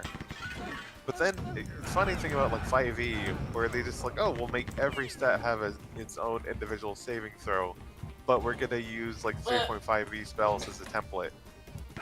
So it's like most of them are just dexterity, constitution, or wisdom. And Yeah, it's the like, thing this was a is, fixed problem. that's a thing that you could do, like, you could give strength more specific uses for. It's like, oh, it's an entangle spell, it'll hold you in place, but you can be so strong, you can just burst out of it. Yeah. Um, but this Yeah. also, yeah, it's kind of funny to me because it's just like, this was a fixed problem because what you have in 5e is that every class has one useful saving throw and then another one that's a real weird niche opportunity for it to pop up. Because every class has either Constitution, Wisdom, or Dexterity as a saving throw, and then one of the other ones that suck. Which is like such a wild idea to balance a game of like, okay, like I remember playing a bar, I was like, oh cool, charisma saving throw, that'll be handy. I played in a campaign that lasted for like 2 years, almost 3 years, and charisma saving throw came up once. Just once. And it's like, wow, why this like this? Man, Like, speaking of charisma, uh, yeah, there's, like, way too many charisma casters in 5e.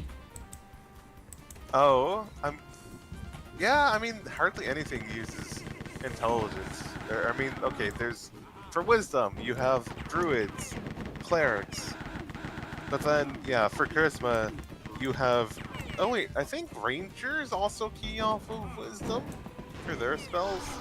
So Yeah. that's technically 3, but then you have paladins, warlocks, sorcerers. Like, I feel like there's another one. Yeah, The bard. bards. Yeah, you have 4 that use charisma, and then like, um, since you're talking about Baldur's Gate 3, you only have the one intelligence caster of the wizard. It doesn't even have the artificer that was added in the Everon book. Which even then, There it's should like, oh be a yeah. strength caster. You know what? Honestly, that'd be fun. Like, because I know RPG stuck I think legally it's an open games license game. I think, but it's like but it's inspired by Homestuck. But it's like, oh, you can't be a psionic character whose psionics is based off your strength. The idea Become is the that you man focus of your muscle psionics. mystery. Yeah. Your focus of psionics is on your body, so it's like if you have any range psionic abilities, the range is cut in half. But also, you can be a fucking wrestling scion. And there are abilities that are kind of close range. Like you can just do electric punches with psionics in that game. So it's like you could be the psionic wrestler, and you gotta give the fucking what's it Muscle Man Savage speech or whatever. I forget who gave it, but presented in the ring, but I'm a freak of nature. I'm not normal. Do you want me to link that? Yeah. And it's just you can basically be that guy and just wrestle good while being you can be the wizard who casts the spell of punch and just blow up everything. It's so good.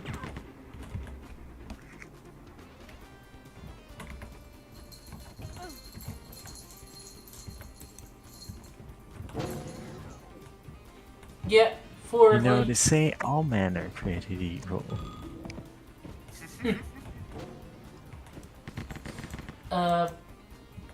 for bards and warlocks, charisma casting makes sense. Bards, they're showmen, and so it makes sense for their charisma to be a fucking cast ability. Yeah. And warlocks have they make deals with eldritch entities for power. So like that okay, I can buy it, right? That they're making dealing with these powerful beings that charisma can help them out there. I mean, I've also seen some people homebrew at for at the table, or warlocks can do intelligence, because you have to find all these weird rituals to make deals with these entities for ancient magical power. So it's yeah, I'm okay, I can see that. But it's yeah, charisma works well, and it allows you to be a face of a party, right? Which is very useful to just be good at dealing with people. For paladins, no. Yeah, that doesn't make sense, especially since druid is wisdom, and then rangers, which are the half-caster associated, they're also kind of nature-based and primal magic or whatever. They also use wisdom. Okay, yeah, that tracks. And then you think paladins would also do wisdom, because it's well, they have the kind of same relationship that rangers do with druids, but paladins and clerics. It's yeah, they do use wisdom, but no, they use charisma. And it's what? Okay.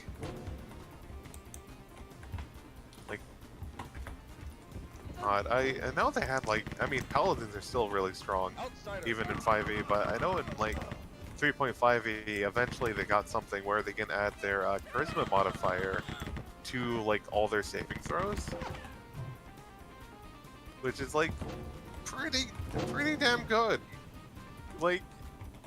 Compared to a whole bunch of other classes of just being cool, I just get to add this modifier to all my throws when fuck. So that worked, but the one in the other level didn't? Yeah, I guess it was just bugged. Yeah.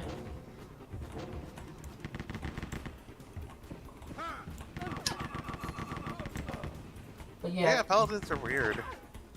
Yeah, and there's also sorcerers having their casting be charisma. Yeah, And it doesn't make sense, but it's not as bad as the paladins. yeah, like, what am I thinking of? Oh yeah, the 3.5e like extra class that was added of like Dragonfire Adept, of their whole thing of being about like gaining the power of, uh like being able to have a breath weapon like a dragon, and like being able to do special stuff with it, where their stuff actually keyed off of Constitution, because I think that's usually the stat it keys off of for like dragons as well, like, or anything else with a breath weapon for like the saving throw. But they also had some spells, sort of like a sorcerer, that those would like potentially key off of charisma as well.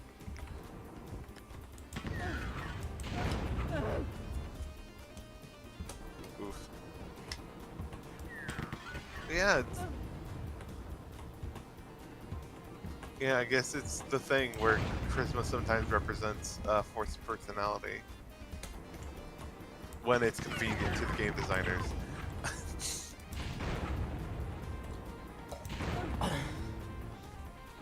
Damn.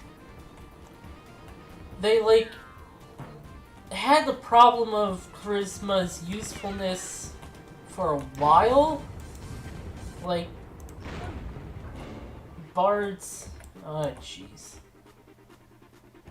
Bard After bards got introduced, they like, okay, so it's kind of useful for this class, but then they didn't think to like have it be like a thing for other classes.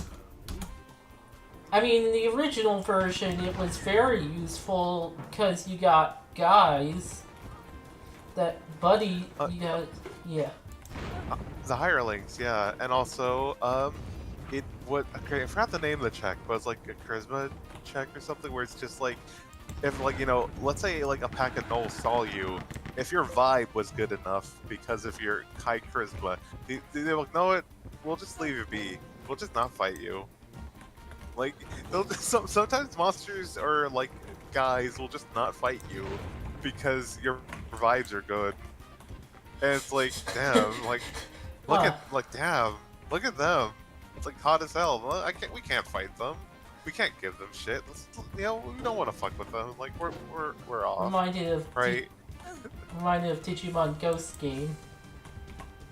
Oh my god, I still need to watch that. I was listening to the podcast for a bit, but like I kind of got held up, especially after like my phone had to be reset due to the screen breaking and not being able to really log in and see anything, having to get it replaced. But like, so my progress has been kind of stalled on that podcast, but I definitely need to just watch the anime, because I know it has some, God, it sounds like an absolute blast in a lot of ways. Love these weird Digimon Yeah. being cryptids, but yeah, no, it's like, that was funny to think about that's the original purpose of charisma, which is like, if you think about it, why would they even add charisma as a ability score in the original game if that's all it did? I mean, I guess it's like, well, you have to convince hirelings to fight to the death to protect you, and it's like, I mean, I guess. Ah, fuck. Like it.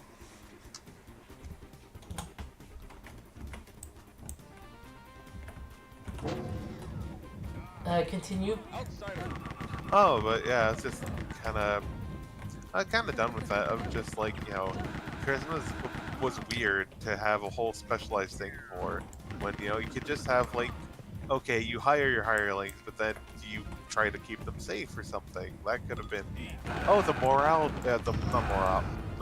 but morale rating or something for enemies. That was also a thing where it's like, I know that's a separate thing from charisma now that I think about it, but like it would make sense if your charisma boosted your hirelings morale, like, Uh, 'cause some yeah, enemies would that be was the like, thing. oh, okay. Because, yeah, if you're wondering what I'm talking about, it's like for, like, let's say a pack of bandits or whatever, where it's like every so often they have to do a roll for their own morale. Like, okay, if they're getting their asses handed to them, do they want to stick around and fight to the death, or will they try to run away? And it's like, well, you gotta roll this and see the result. And it's like, well, and some enemies had higher like chance to just like value their life or try to talk out a situation or whatever. And some others, like zombies or whatever, wouldn't. Like, yeah, they will just keep fighting because it's a zombie. Ludicrous Gibbs. So it's like, yeah, that's a whole, there's something, but it's not much of anything. Like it's just a weird thing that they added in the first place. And now, like, tons of games are based off of having 6 ability scores. That said, I know some games actually cut it down to 3 for, like, some OSR games, which is old school blank. No one can agree what the R in OSR stands for. It's either revival, resurrection, revolution, but it's like, kind of inspired by the original and first edition and second edition D&D. I thought But yeah, I would have guessed roleplay. you would think of old school role. I mean, then again, no one can agree. That's the thing. Like the OSR community, they're kind of a weird bunch because some people would be like, go up to them like, "Hey, you're an indie game dev," and it would be like, "Yeah, of course I am." And some are like, "Hey, you're an indie game dev." It's like, "How dare you? Who call me an indie game dev?" Because it, just such a strong devotion to like D&D or whatever. It's like I don't want to be put in with those like the weird narrative game losers or whatever. Obliterated. Um, like it's a funny thing, because you get a whole wide net in that game space, but yeah, no one can agree what the R stands for. And if you look it up, you'll just get a whole bunch of different answers. But yeah, it's just OSR. Like, some of those games will have, like, the morale stuff going on. But it's kind of fun to, like, look at. I know one guy who makes kind of weird OSR games, Kevin... let me look it up. What's his name? Stars without number. Is that the one? Yeah. Okay, what is his name? I had to look up one of his games that I remember. Oh, hey. Hi. Oh, what happened, Mary? She said she'll be right back. Oh, okay. Let me let Kitty out of the room real quick. She's waiting so patiently. Someone died to the flame wall in the background. Alright, back. But, what's his name? What's the developer's name? Oh, Kevin Crawford. Makes some games that are a bit different from a lot. Like, Stars Without Number was, kind of inspiring to me in some ways. There's stuff I'm not the biggest fan of, but it's a neat idea of, you play as, like, oh, not Stars Without Numbers. What's the one I'm actually thinking about? Godbound, that's the one. Stars Without Numbers is kind of like, what if you took some old school D&D elements and combined them with Traveler? Which I guess makes sense for like it is another old school like series. Like that one started in the 70s as well. In the 70s, I think. So like that tracks. But yeah, Godbound is, you play as demigods in a broken world due to people messing with the powers of the divine. like 1,000 years ago, and you know, just trying to make your way in the world. And it's very sandbox sort of game. Pretty Oh, neat. I guess I Right. have bulletproof armor. Oh, neat. There it goes. God. Hooray. But yeah, I was gonna say, yeah, the OSR has a lot of things going on. I know there's also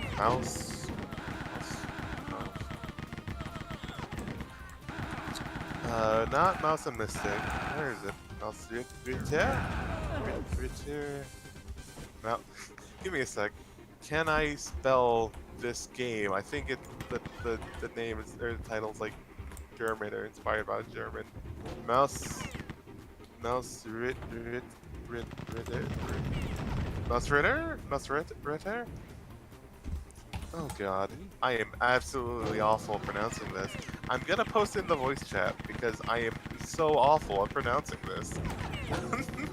And also tabletop games. Oh, okay. I guess quick tabletop game update, interruption. Shin Megami Tensei is gonna release its first English translation of its tabletop RPG.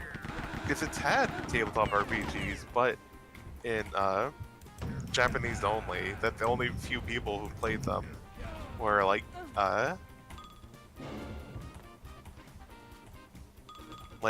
people who like bought the books in Japan and translated them, or like whatever. So like that's really cool that SMT is getting its an English tabletop RPG. But yeah, Masrita? Rita? I think that's how something would be sort of close to how it's being pronounced. Is a very old school inspired game that actually has some neat mechanics going on. For rules light fantasy adventure role playing, where you're playing as mice, braving into dungeons with little needles as like swords or rapiers, and That little like weapons and whatnot. And like God, I love the art in the game, like in the PDF or the book, where it's like their shield is a little button, like they have for a helmet, like for the heavy armor, it shows like a thimble for like a sewing thimble with like a part of it cut out, so for the face, for the helmet, and like other fun stuff like that.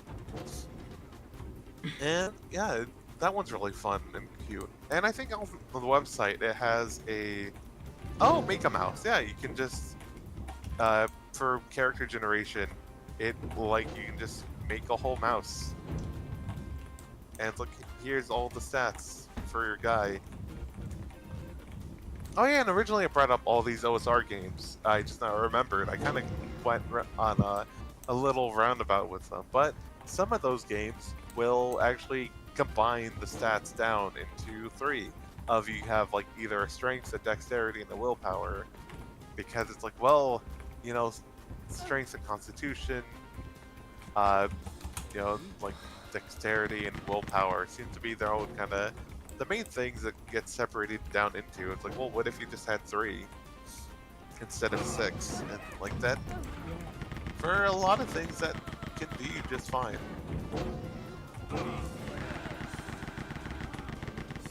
Oh yeah, I forgot that for Masuta, you had like Earth Sign. That was really something, a disposition.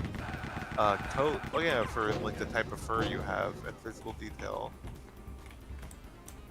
And yeah, like it is, Masuta is the type of game where your characters can die pretty easily, but also it takes like a minute to like make a new character. Like if you're not like specifically or even like you're picking out a few details by hand, but they also has a character generator on its website, which is nice.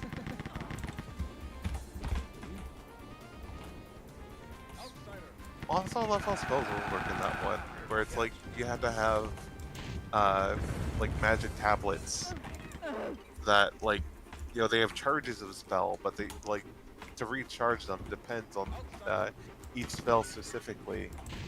Like I think there's one that causes enemies to like flee from you, like a fear spell, but it's like to get it back, you have to spend like some amount of time around cats.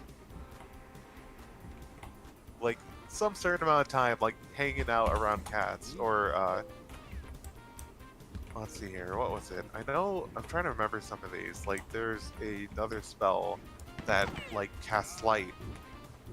That to recharge that, you have to spend like hours in pitch darkness, in like in a cave or something to like recharge it. I was just like, some of them are a lot kinder than others, but it's like, it's a neat idea of like, these powerful spells that you kind of have to do, like decide like, know what, like how, like if using them, or like when to use them, but also like when am I gonna be able to recharge this back up, like safely and not die while hiding, while like cowering in the dark for like hours or something, like insane. Yeah. I haven't played it, but I know that there's another mouse-based RPG called the Mouse Guard. Oh yeah. Dan Big Challenges is a fan of that. Yeah, it's really good.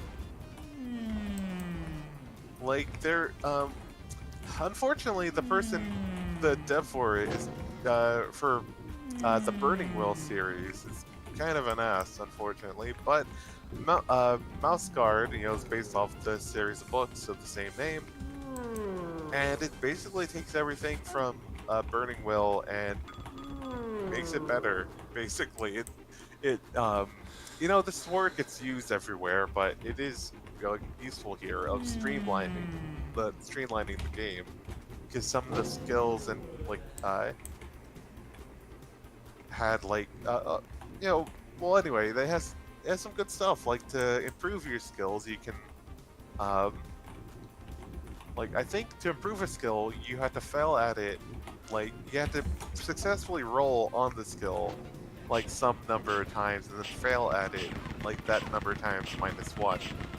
So it's like you can, if you have a skill that you're just learning, like you have one Pippin or whatever, it's fairly easy to increase that, but it takes some time to increase it once you're really well off on it. Which it's neat, and it allows you to progress, to feel like you're making progress, even if you're failing at a roll.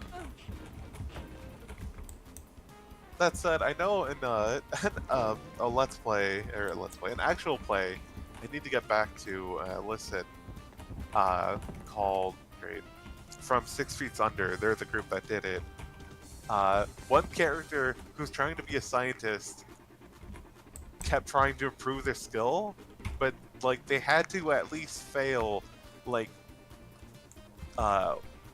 once or twice or something like that, but they just never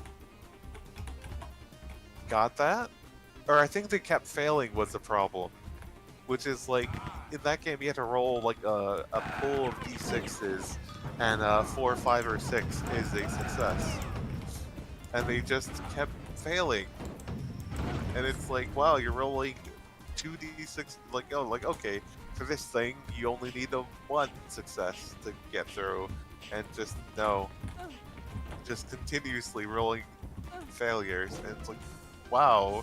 And like the GM, like they like, okay, I'm gonna if we lower one skill like a bit, then I'm only like allowing you to like increase your science one up, because that's your main character concept, and you just somehow have not been able, you've been just really struggling with being a science mouse.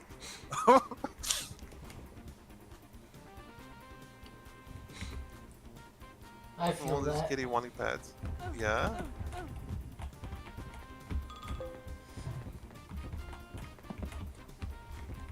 Asbestos armor. Oh, so itchy.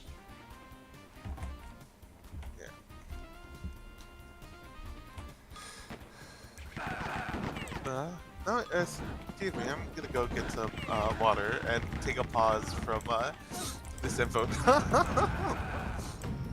I'm out.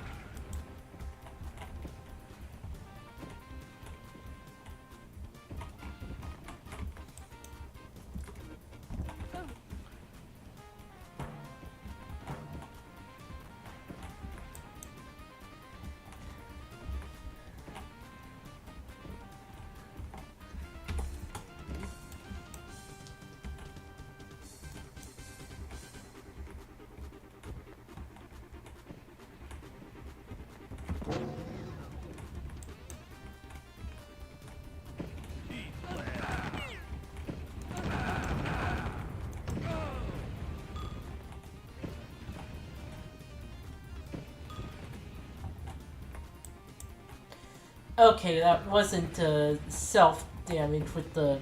Well, I mean, it kind of was with the rocket launcher, the bazooka.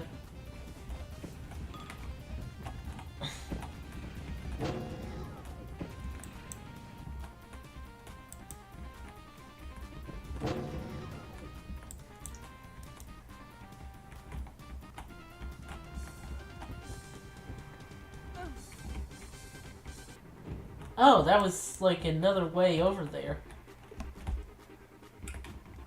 Right, and then this moved in that way, so I couldn't go back. That's such a weird design decision.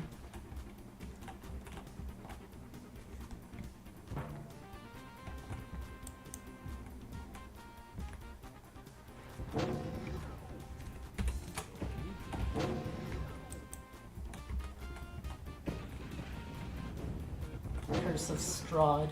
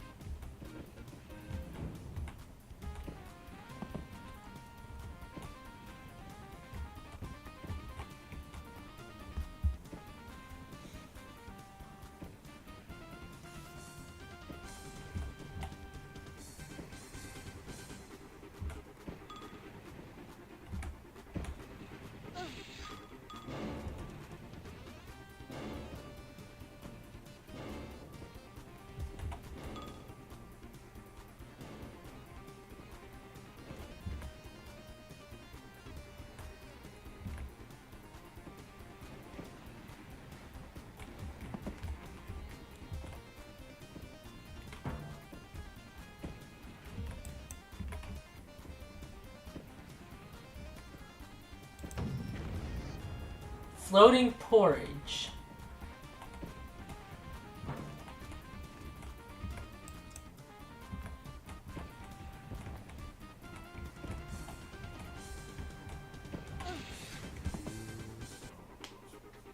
Yeah, that wasn't going to end well.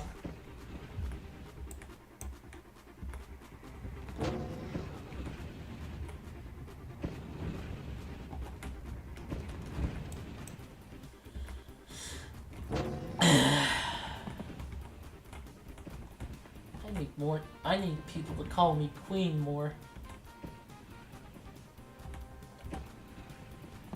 I mean, I don't like monarchy, but at the same time, I do like getting called that.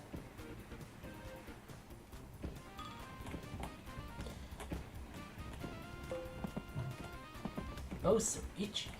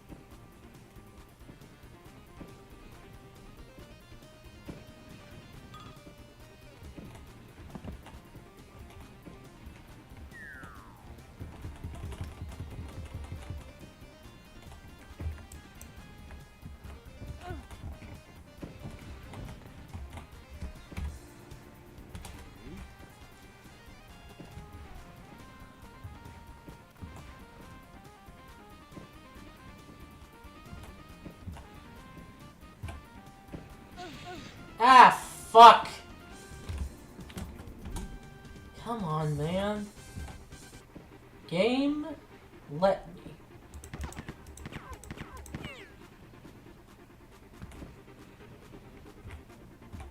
Give me this game. No! Fuck you, game.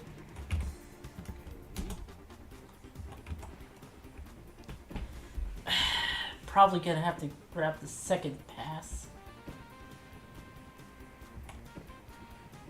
Hopefully that will work.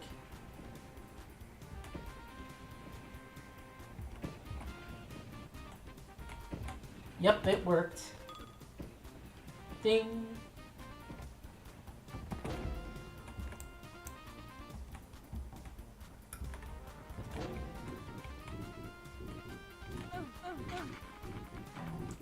And then that happens.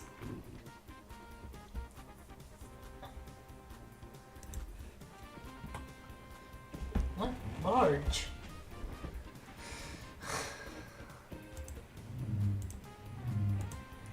I am so surprised that the video is already that old. It really feels like earlier this year or something, but no, it's older than that.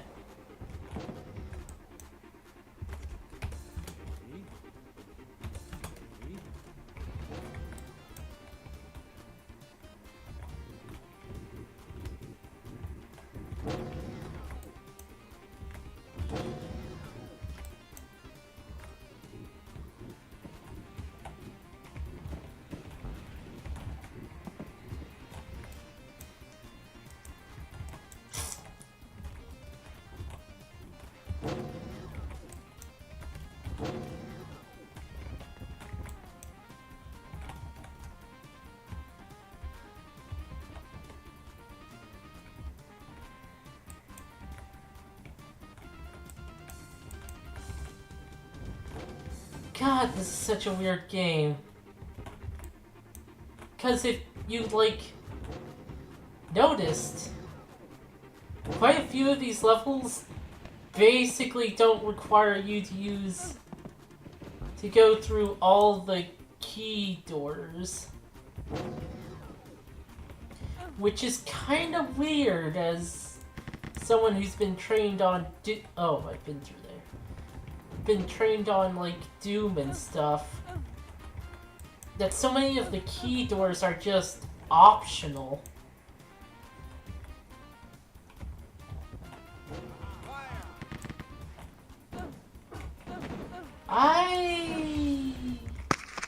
Oh, hello. Sorry.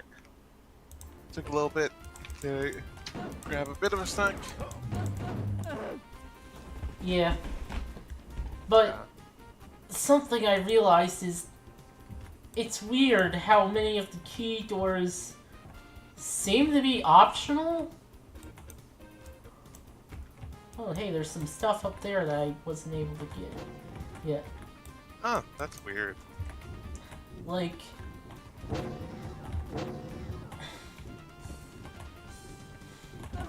Oh, fuck. Like, you would maybe expect one or two of them to be optional to lead to, like, not just secrets, but, like, secret levels and stuff. Yeah. But, like, notice that quite a few that has the level exits not be behind all of them. Huh. I don't think I've been to that one.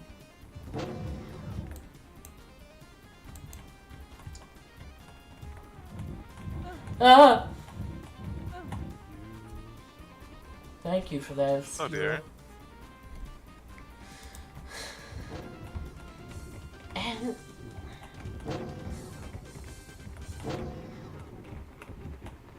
Because after, like, playing Doom and Duke Nukem, where, like, if there's, like, a key for... If there's, like, a door that needs a key, you have to go through it kind of designs. With rare... with rare exceptions to that.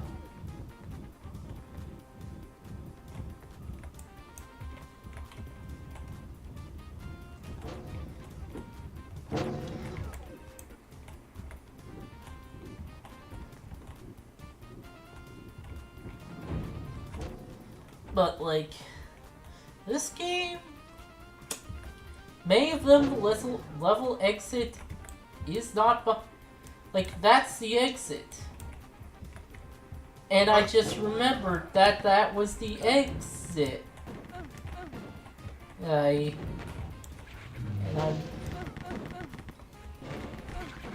honestly, the bat seems pretty bad. Yeah, when you're not using its missile attack.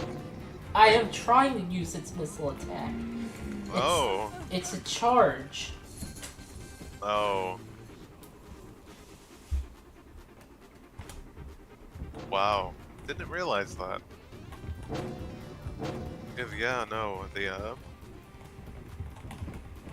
the fact that everyone has hit scan weapons makes it a whole lot less useful. Like, the chainsaw in Doom was useful, you know, for a lot of enemies, due to the fact that only a few had, like, hit scan weapons, so you can, like, run up to something and still attack you with the chainsaw if you're, like, dodging and weaving through, you know, its projectile attacks.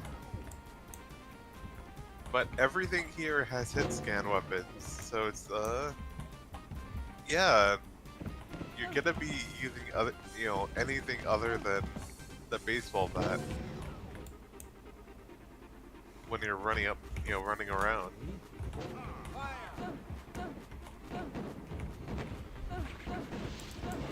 Yeah, that it can be interrupted by those nets too.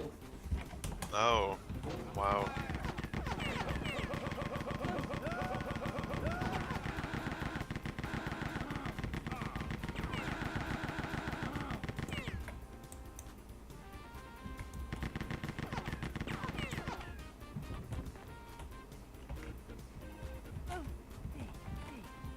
Elevator's on its way.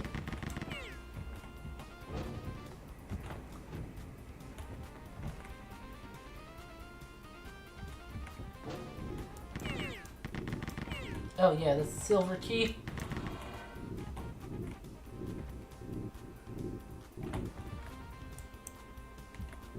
Oh, that's where that went.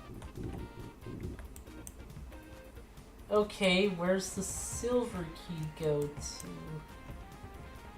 Silver door. I mean, I could check that out. That clearly a secret wall.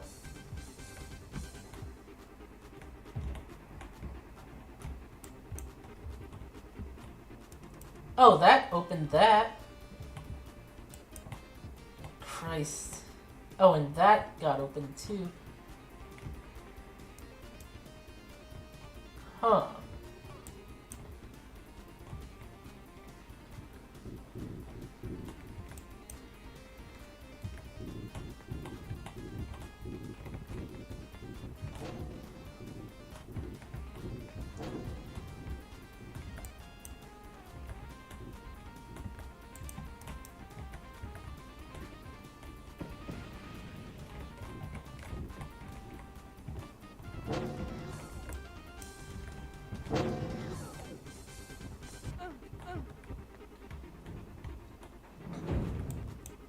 Well, I'm sure...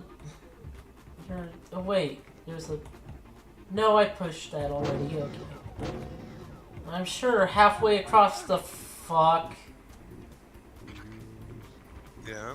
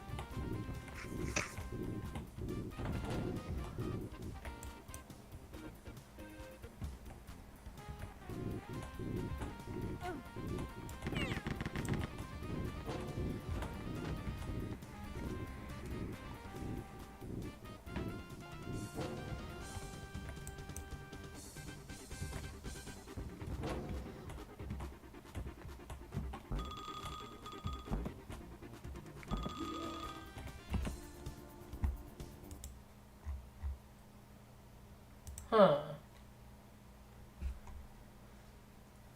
Just wondering where Mary is. Yeah, hopefully she'll be back. But she's probably, just taking care of some rogueback, so should be fine. Still late.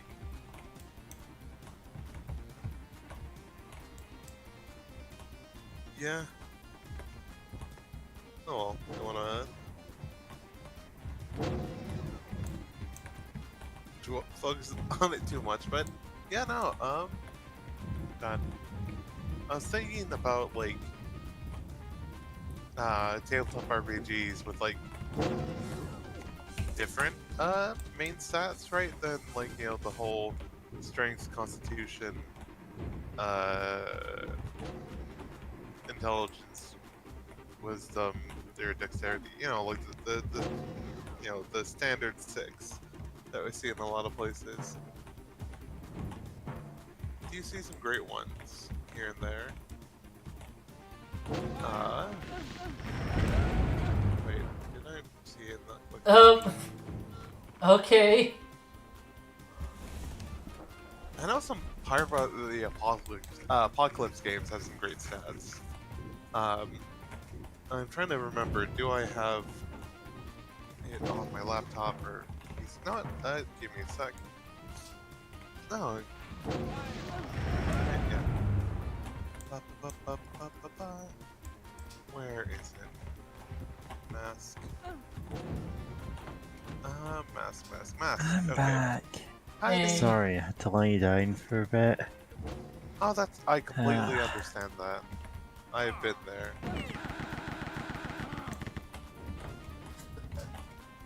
I hope you feel better.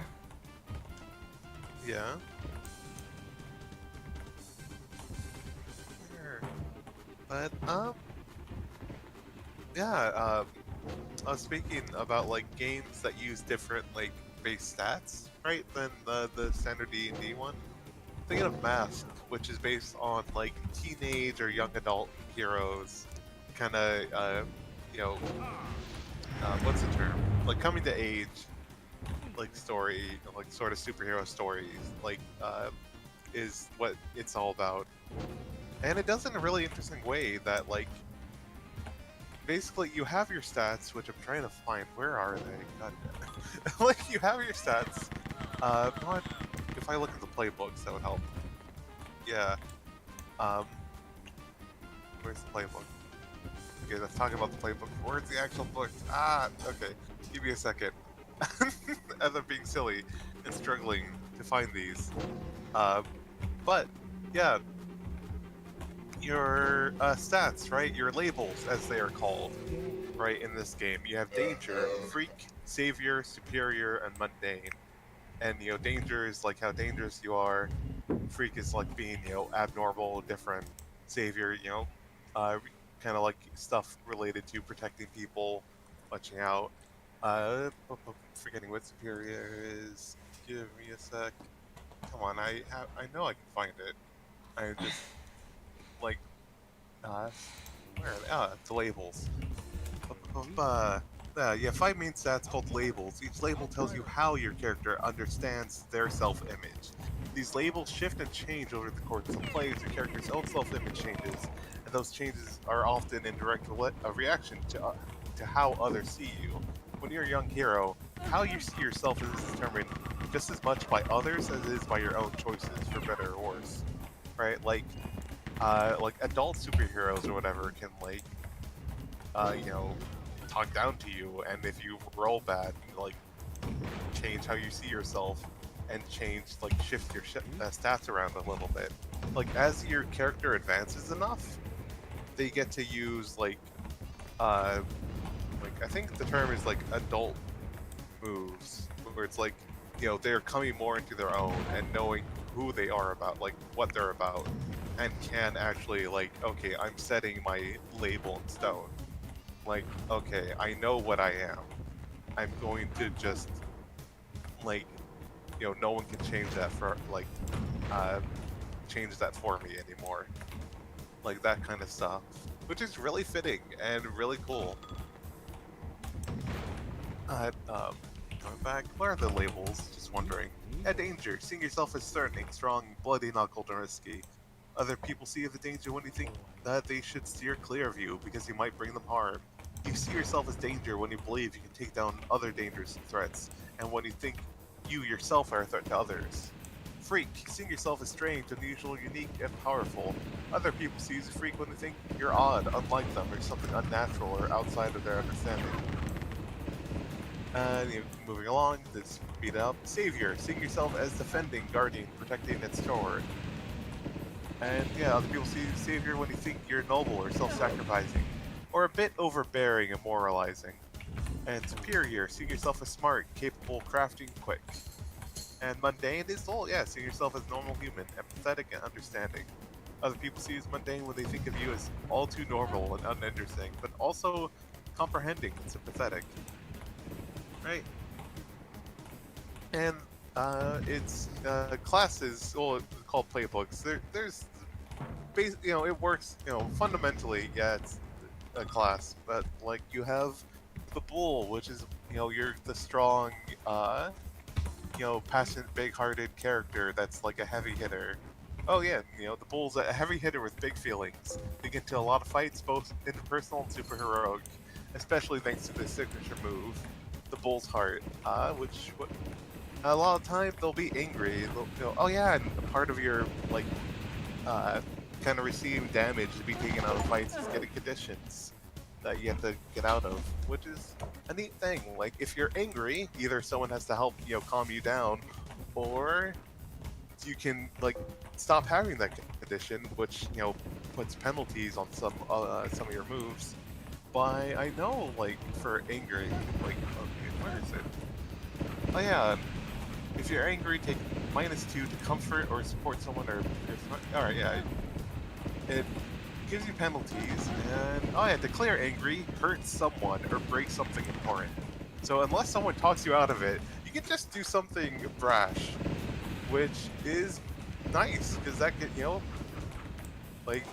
for a game about interpersonal, drama, having a mechanical reason to, go out of your way and break something. God, I'm just, break some, what was it, that AMV?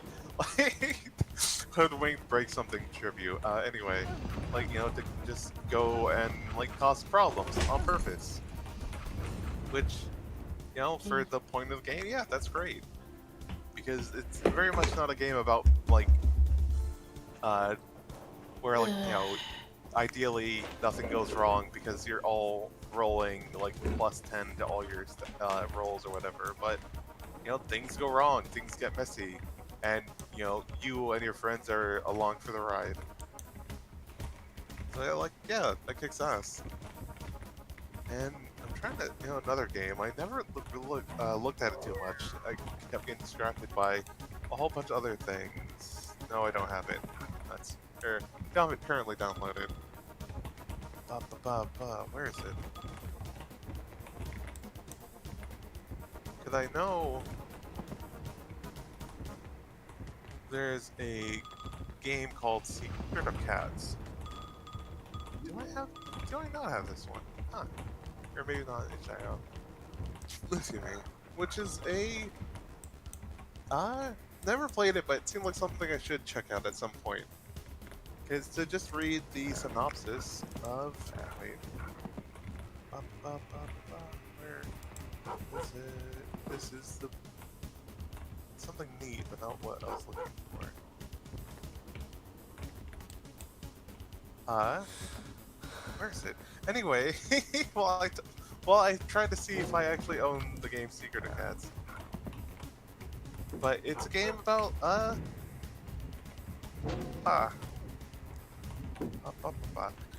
where is it? Oh yeah, cats are magical. Cats understand, sacrifice the power of names. Yeah, it's about, cats fighting against, things that bump in the dark to protect, humanity. And, they have their own, magic and names and, other stuff like that. Which is, what? That sounds like something that'd be right up my alley. Of silly, fun little mystical cat adventures. could have sworn I had it though, but I'll guess I'll look elsewhere or log into something to see if I do.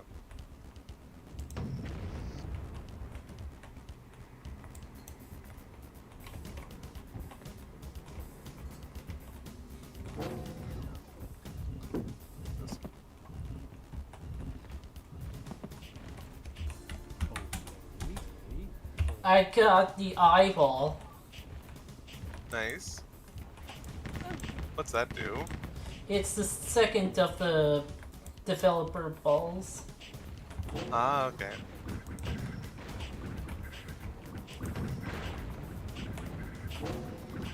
First one Yeah, was... did they do any?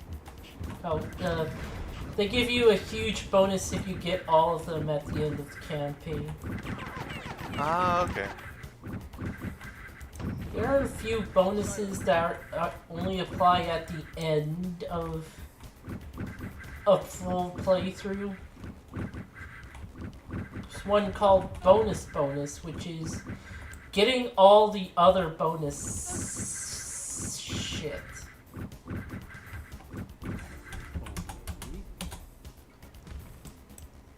Oh, okay.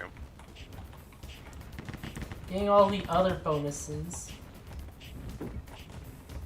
And that one is a huge pain. Because these bonuses are quite something to get. Oh, Some yeah. bonuses.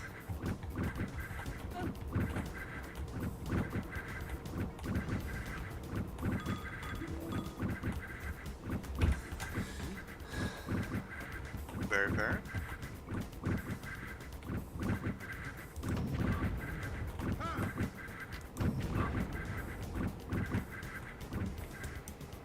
Huh.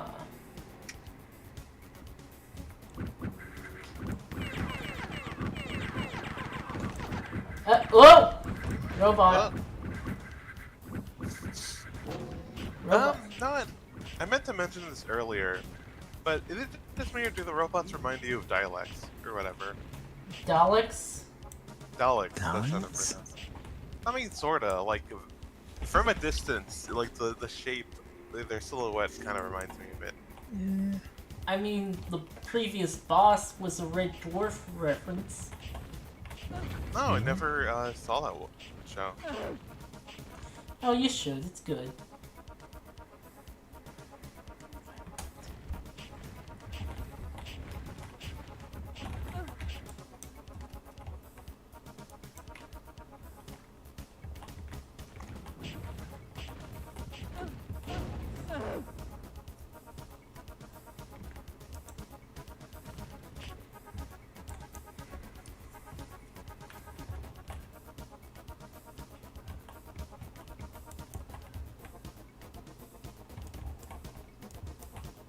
Oh, right. That's one of the coins.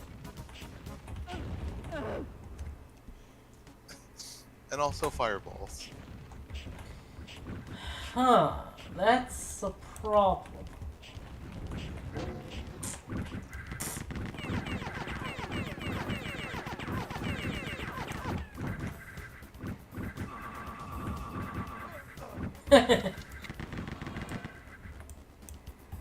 Okay, that's progress, but not the immediate kind. Uh, Yeah, crabs. I'm all too well versed in that kind of progress.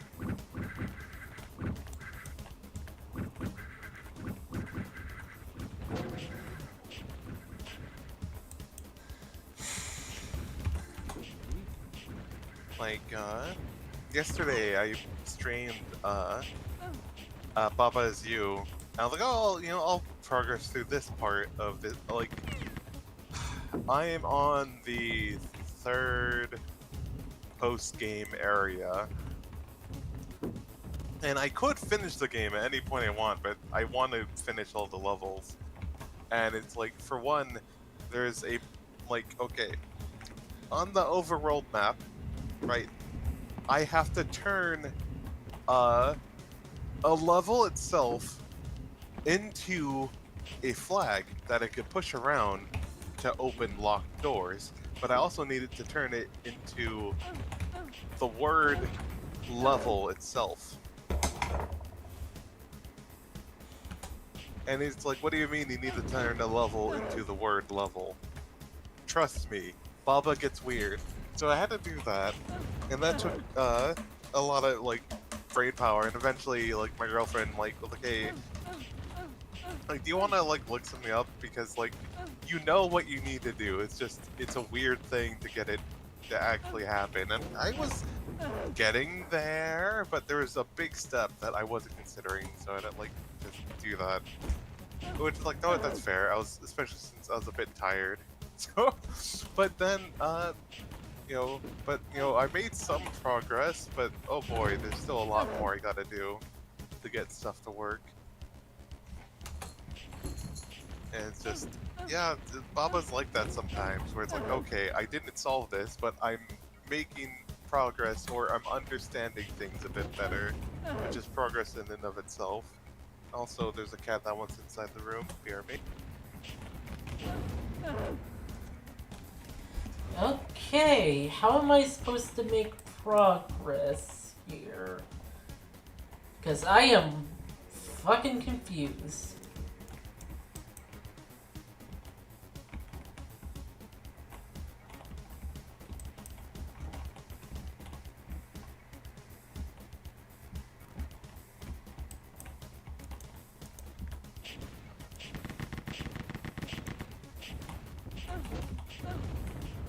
Okay, I guess that works. Or it doesn't, but I got there anyway. Yeah, Oh, that's cruel. that's so mean. Don't laugh at me.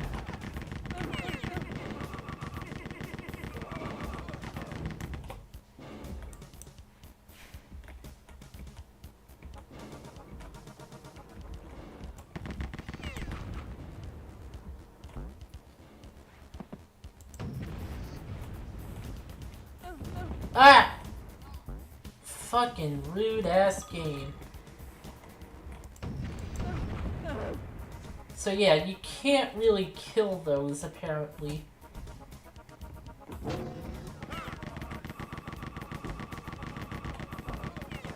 Why is there 3 now?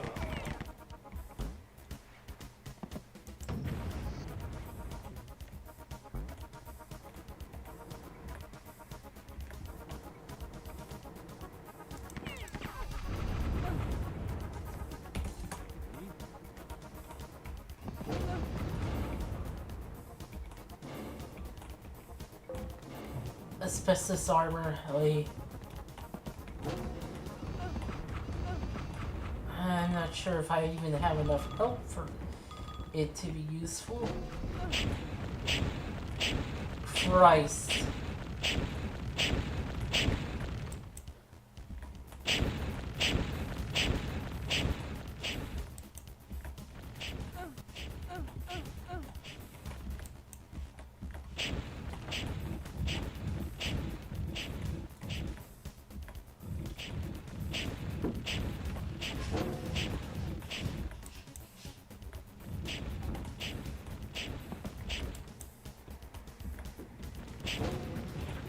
Well, level lives up to its name. Fuck.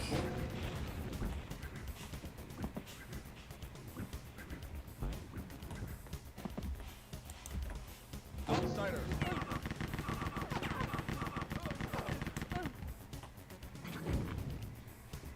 Eyeball.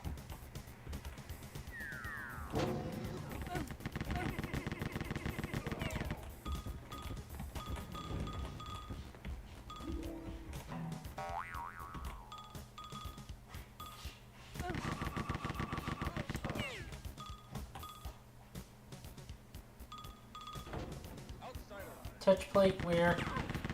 Where touch... Okay. Oh,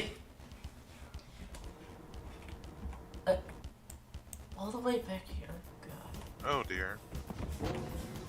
Well, at least I reset health to decent levels.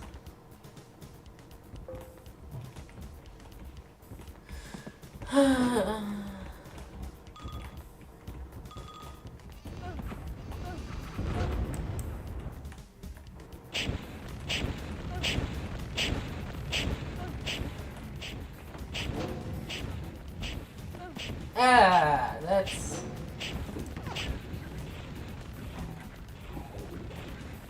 Yeah, I think these are predetermined.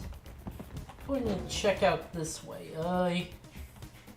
This was not a good place to go while high. Welcome to hell. Welcome to hell. Welcome to hell. Welcome to hell. Welcome to hell. Welcome to hell.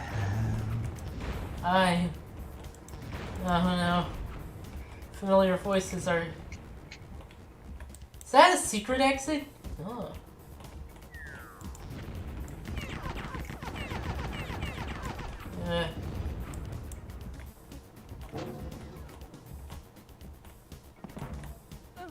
Ah, fuck. Oh, God, no.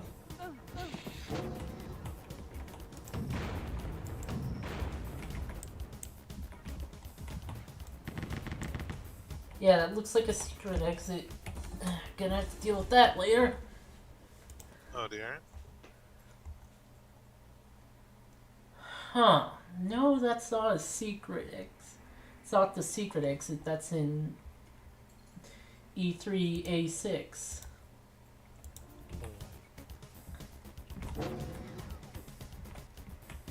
Oh! Hide!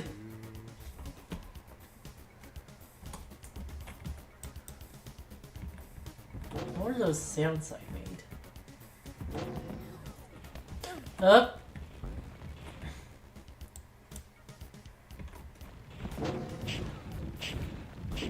No.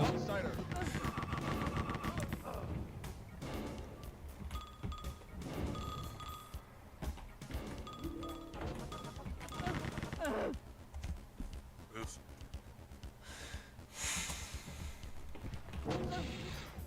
Ah, fuck.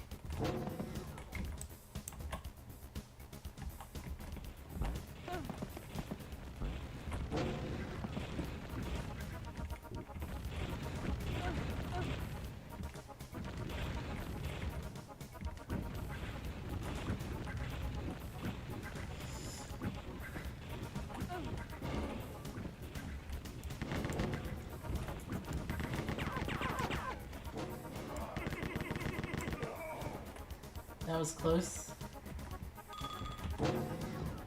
Nice shooting, Dex.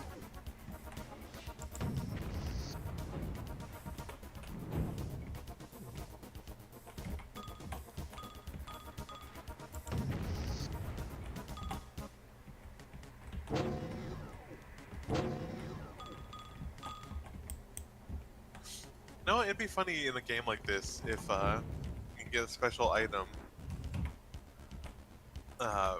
that is just an insulated, like, what are they called? Like food carrier? You know, like the carry, you know, like you'd carry like a cooler or something, but like, you know, to keep something hot as well as cold or whatever. Yeah. Just so you can carry the hot, the piece of porridge hot with you. Oof. Oh, that one was rough.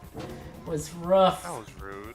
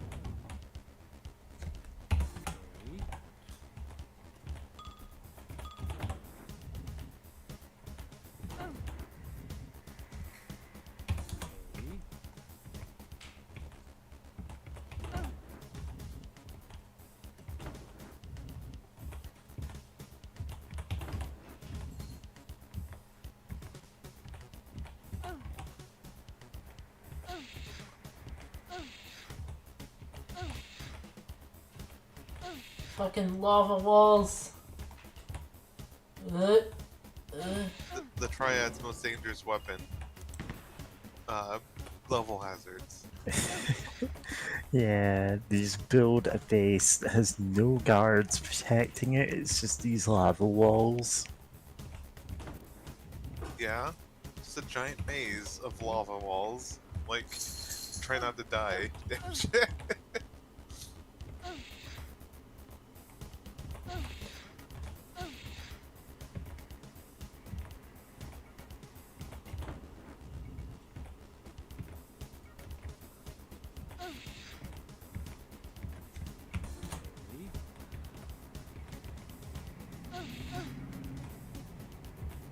God. Oh, God. Is there a walk button so that you can walk slowly? Yes. And I only Okay. just remembered it. Oh no.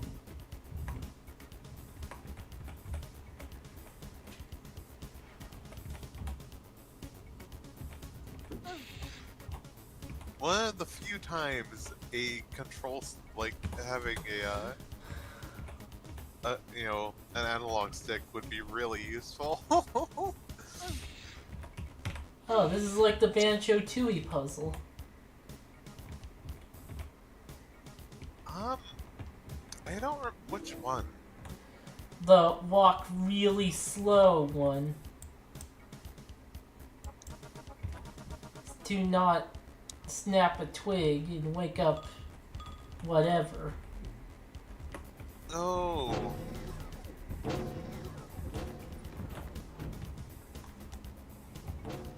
Yeah. Oh, that one. I remember now. The giant snake. God. I don't know if obnoxious. Especially since there was two of them. Yeah. Of course, there's two of them.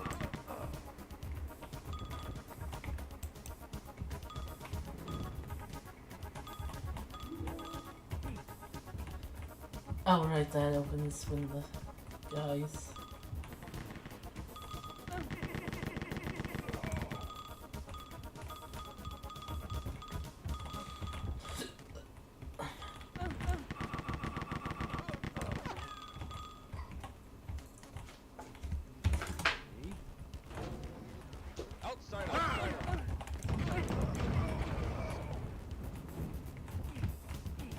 Uh. Oh, there it goes. Okay.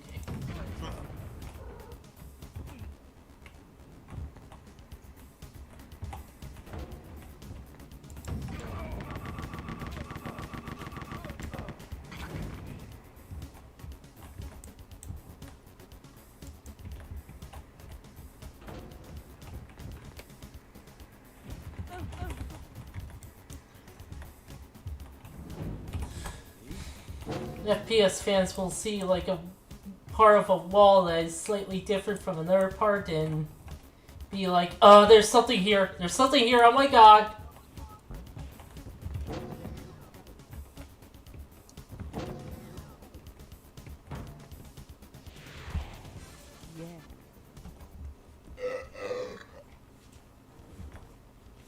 Clear and present dangers.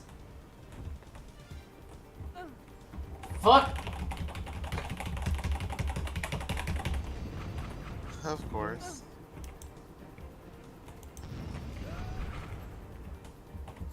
What? Also, I love hearing your kitty's like color every so often. Yeah. Very cute. She's upstaging me is what she's. Yeah.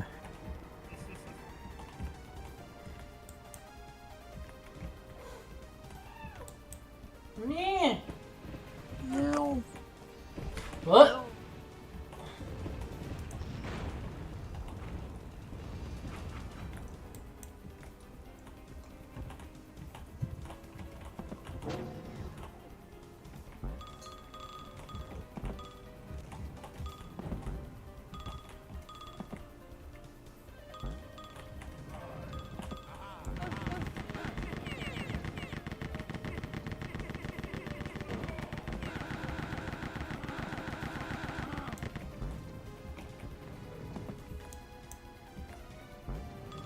Meow.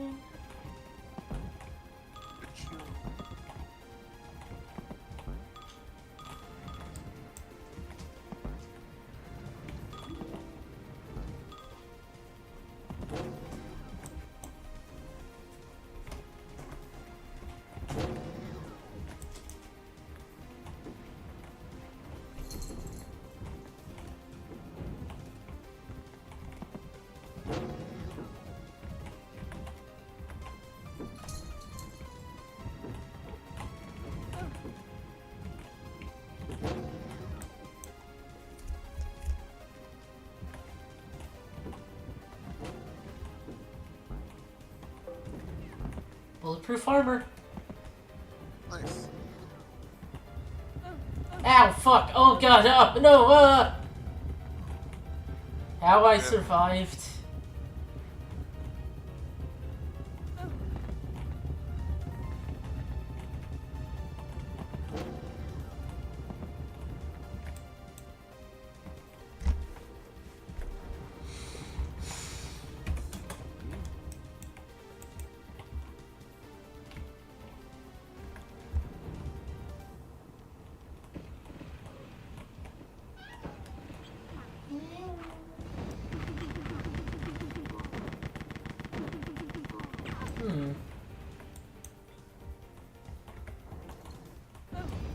Ah, fuck. Didn't know the robot there, because neither did I.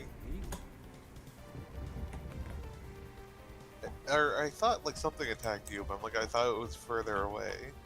Or a bit further away.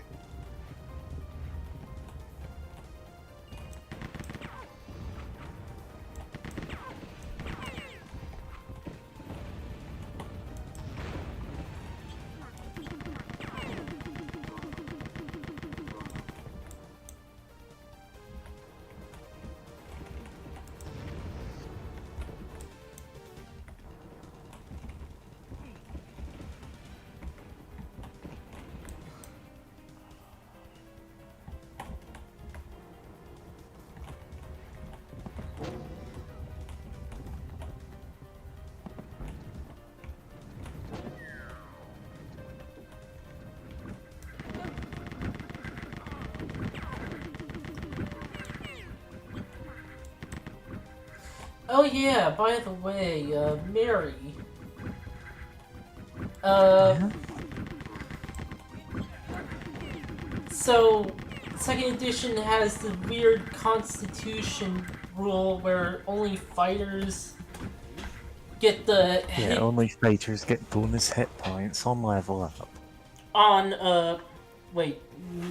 on, specifically the bonus on, for having 17 and 18 and above. Yep. And, like... For some reason, that suggests the only class that gets the bonus hit points. Okay, I think Ranger and, Paladin Oh, right, also... yeah, the other martial classes do get it. I think Monk might even get it. It should be counted as... If not, it should. But honestly, all classes should. Yes. Like, just make a really sturdy mage. Yeah? Actually, that's part of the question I was going to ask. If you multi-class, and one of the classes is fighter, do you still get that bonus?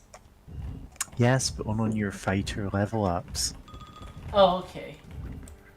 Because multi-class means the classes levels are tracked separately. Dual class means that you're only leveling up in whatever you've dual classed to, which traditionally you dual class away from fighter. Because aside from the constitution bonus, the hit point bonus from constitution on level up, to be more precise. Aside from that, they don't really get much at higher levels. So you would traditionally dual class away from fighter into something else, and so you would stop getting that bonus on level ups because you're not leveling up as a fighter anymore. Yeah, okay. Huh. Yeah. But dual classes are a giant mess in and of themselves. They were actually added specifically, I believe the story was that Gary Gygax himself was running a campaign, and at one point the mage lost their spellbook and wasn't going to get it back for literally months of in-game time.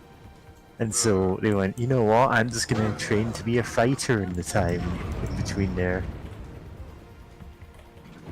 And so the actual mechanics of that were okay, but you stop gaining experience as a mage when you do that. And so they had two separate classes they were leveling up in, but only one they had access to. Huh.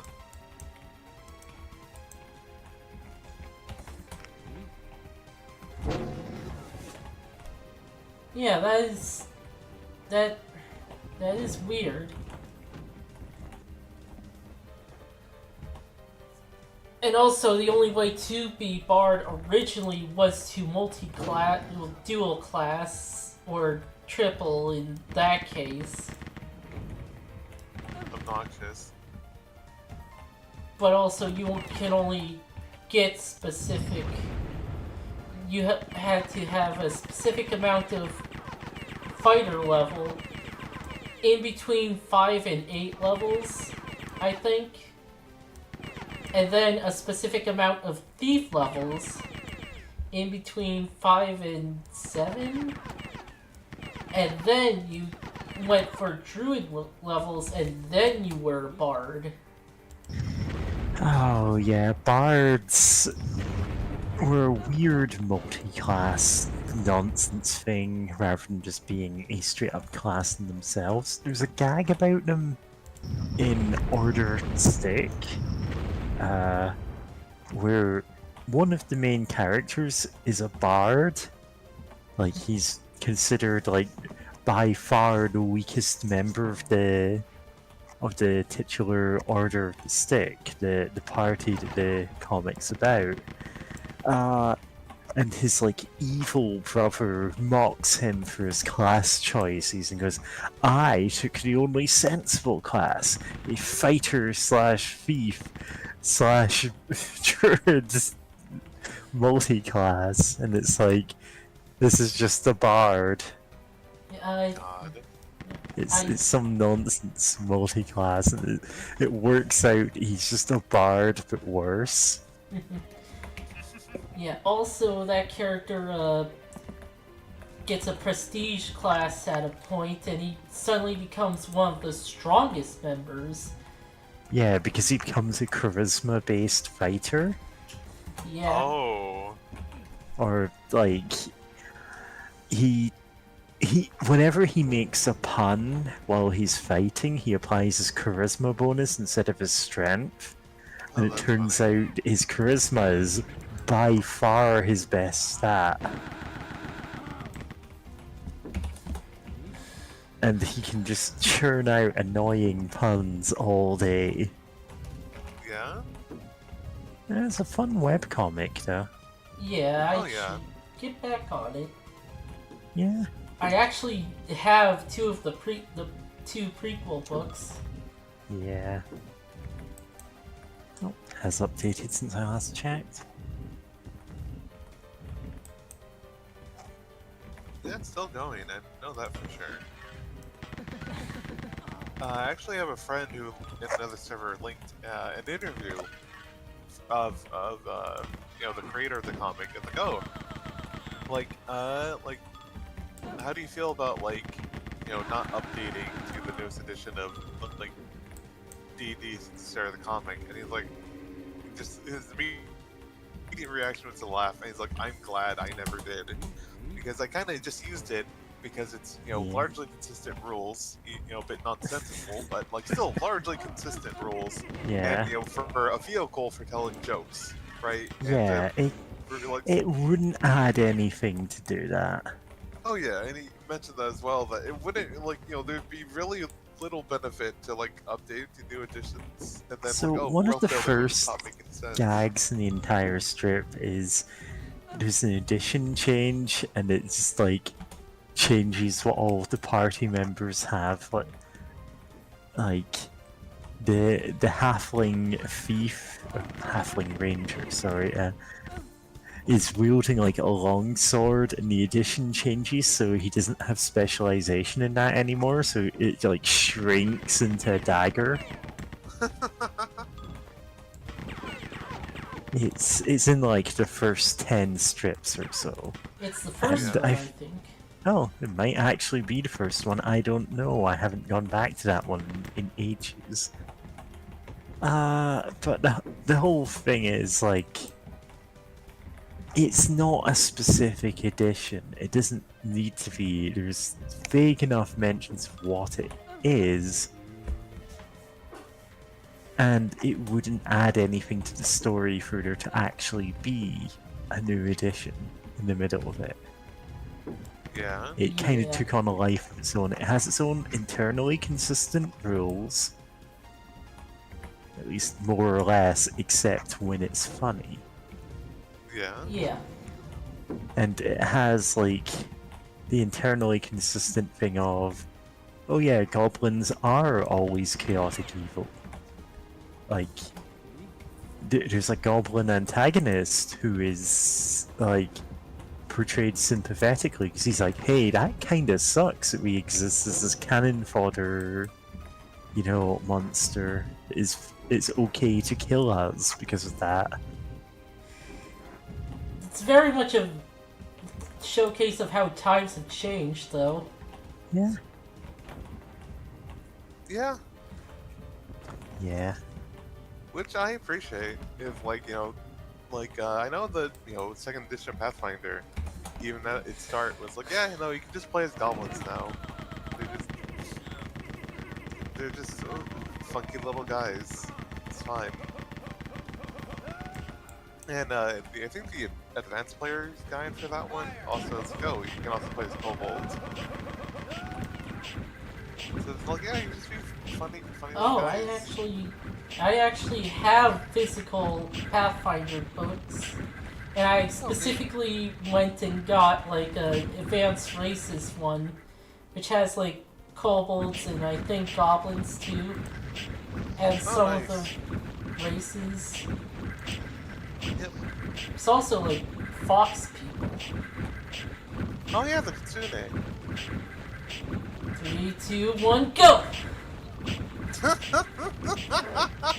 Excuse me, let me go on YouTube and clip that. I As do. soon as it pops up. I do kind of wonder how that character feels about the current opinion of goblins. Oh, you're talking about short stack goblins? Yeah, A goblin as wide as she is tall, yeah. etc., etc. Yeah. Goodness. But what was I gonna say? Nothing but love for cute goblin girls, you know? Amen. Absolutely agreed.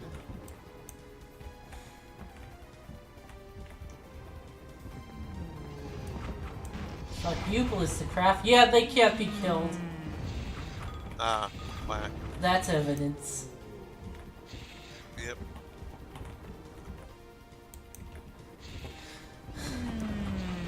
And yet they are still less. The god ball is just okay. Oh dear. But yeah, they are still less obnoxious than the fucking enforcers.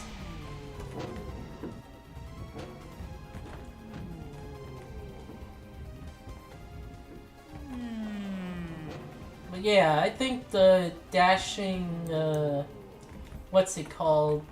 The prestige class that Lane gets is like was made before charisma being a cast for bards was a thing.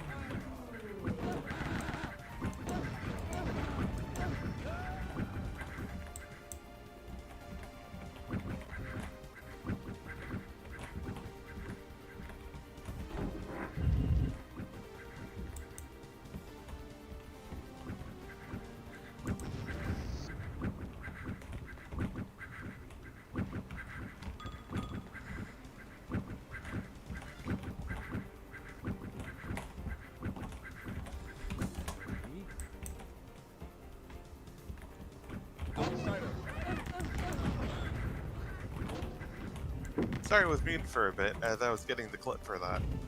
Oh, yeah. But yeah, these dash. Remember? Uh, Oh, go ahead. no, I was just repeating what was said. Okay. What were you going to say? Oh yeah, just I had to. Oh yeah, that I need to remember to take clips more. Yeah. Because like, Yeah. yeah, you know, it's easy to not like think of yourself as funny when you're streaming or whatever, but sometimes you're very funny. uh, yeah, I should try reading Orange Stick sometime. I know, like, it's definitely like, there's some things here and there, but I think it's, you know, it's probably like worth a read through at some point, especially as it goes on.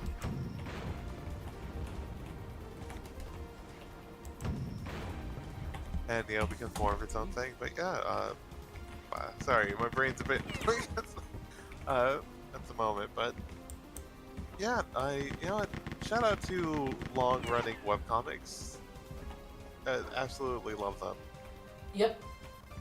especially when they grow like alongside of the creator making them. Always Yeah. great to see. Like, I know El Shive like really got so much better as the series went on. Yeah, that kind of became its own weird thing in the way that a lot of webcomics have to let's do some wacky storylines to begin with, and then you skip ahead a few years and it's like, oh, this is a setting with its own specific rules to it and all this like in-depth lore. Yeah. Yeah. Oh, that. I remember when someone did a post of webcomics where, like, the first post is like, hey, let's play video games on the couch, and the second image was like this very finely detailed castle thing. Yeah. Yeah. Like once we grab the ego crystal, we'll be able to stop the overlord or whatever, like something like that. Yeah. Yeah. Like, I mean, Shine is still like a kind of, you know. Oh yeah, it's for still the large very part, silly in its very own interpersonal story. ways. It's also God, you're just getting mulched by that, you know? Yep. It is one hell of a trap.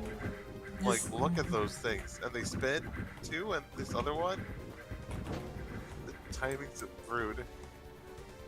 But yeah, which is I guess what I appreciate about Shine is that it didn't go completely like epic adventure, but it's like, you know, there's still definitely things happening, and, you know, with their own story beats going on and advancing, like learning more about the characters and like their the histories, and, you know, things are paying off, which is nice. And, you know, hell, now actually in the current storyline, there's things from like all like near Dam all the way like 10 years ago or so that are, you know, like now coming back in interesting ways. Like when the author was like, an idea that they had was like, oh, I'll explain this, and it'll be a silly goof, a silly joke, Oh, and so then was like, oh wait, no, this actually could explain things really well if I just work it a little bit more. Fuck. and then, and then it became its that own is like a big story beat. It's that's great. really a thing with Elgonish Shire is there's so many like one-off gags or short story arcs, and then a decade later, the author is like, "Wait a second, this solves a problem I have in the story." It's And so good. there's a plot element that seems kind of abandoned, like an early thing of, oh, there's another dimension with like an evil duplicate of one of the main characters, and like it's not really brought up much in the like 10 years since that was relevant. Uh, And then, yeah, like I remember reading the commentary, and they were like, "Fuck! I really did introduce this early, huh?" yeah. And Yeah. there's stuff later on. In fact, there's stuff within the last year, which is that character is sudden like sees something like there's a specific thing that he builds for himself like as a magical tool. It's like his gauntlet or something, and he realizes at one point, wait a second, this is the exact thing that the evil version of me from another dimension built, isn't it? And the author is like, I didn't intend this, but then I'm like, yeah, sure. It did God, show. that's so good. That's so It good. did show up somewhat earlier and showed. His eyes were being like in the other dimensions. Yeah. And Yeah. it's mostly just things that like were put in the comic as a, oh, this looks cool, doesn't it? And it's like, wait a second, I can tie these together, and I completely get that. Not on that long a time scale, but like there's stuff I've written in fics that I'm like 20 chapters later, wait a second, I can tie these two plot elements together. Oh yeah. You know, for as much as people complain about how Homestuck does that, Yeah. has it's a just like- precedent.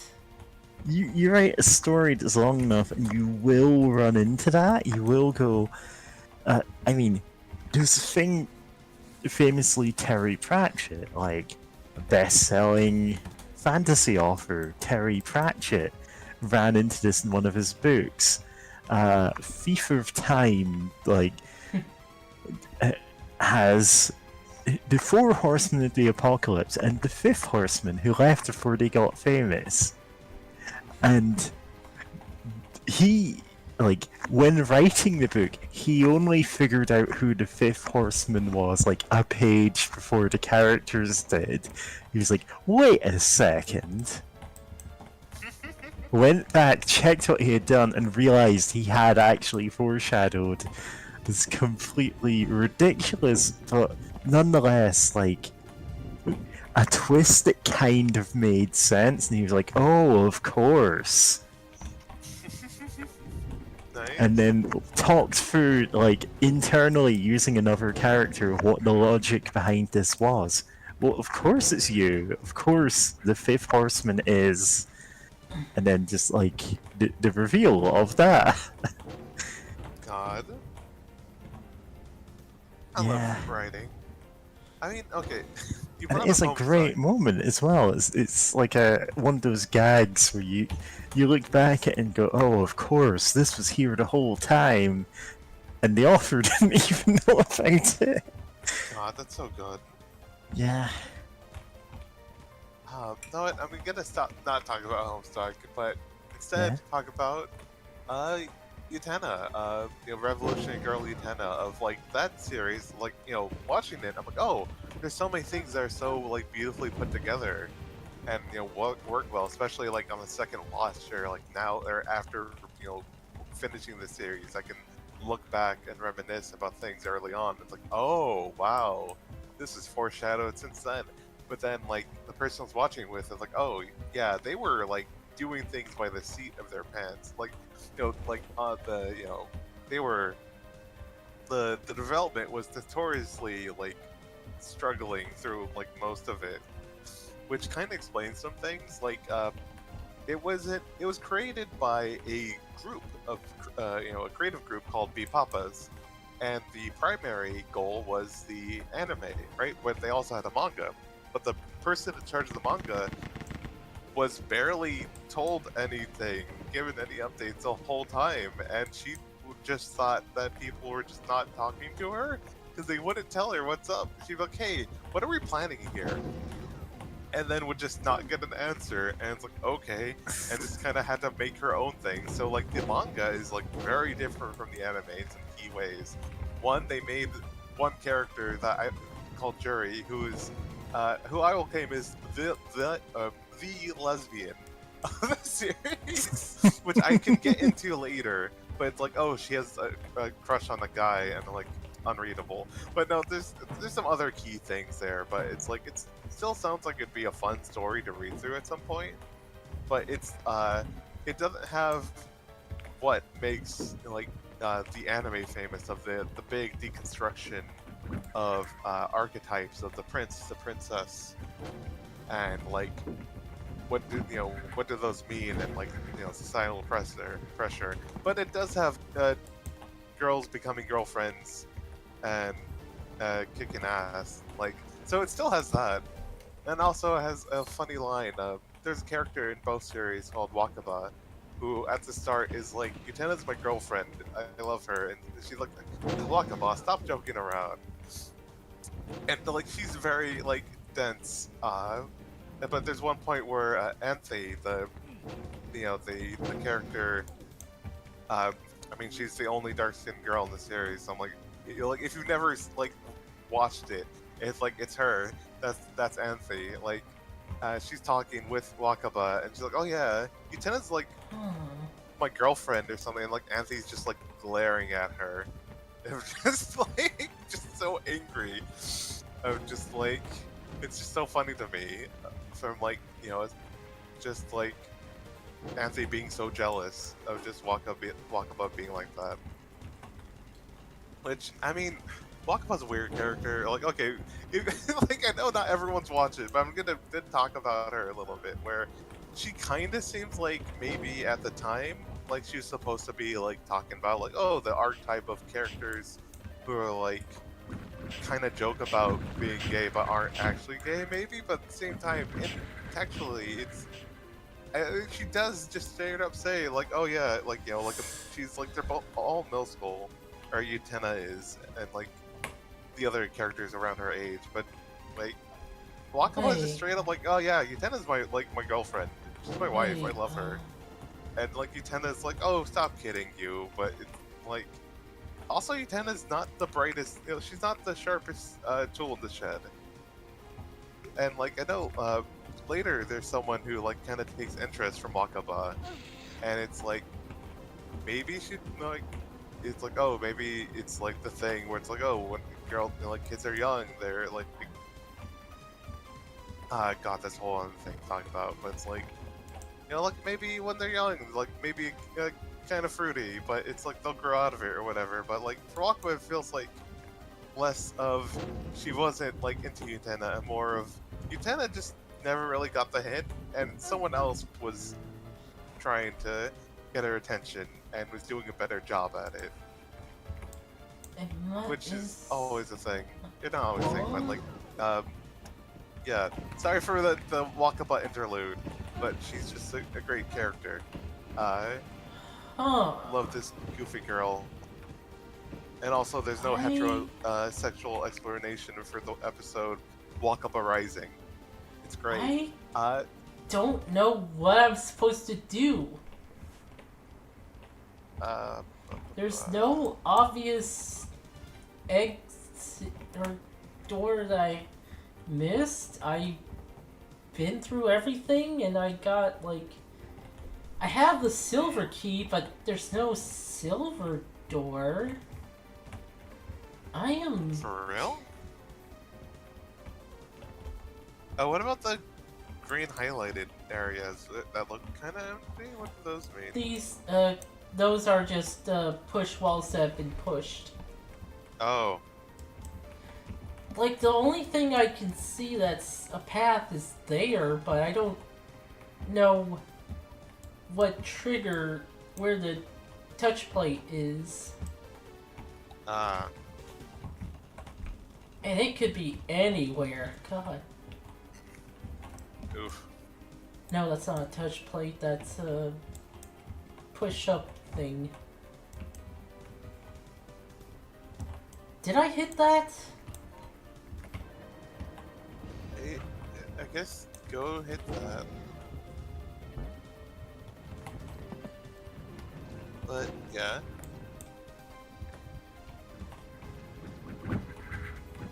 No, I did.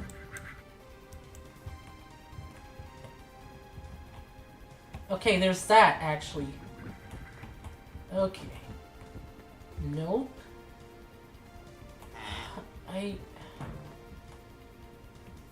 No, that's just...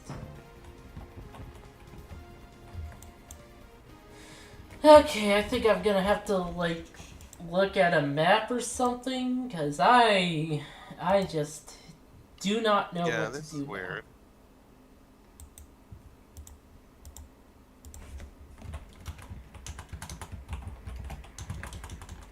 Eyes. Maps.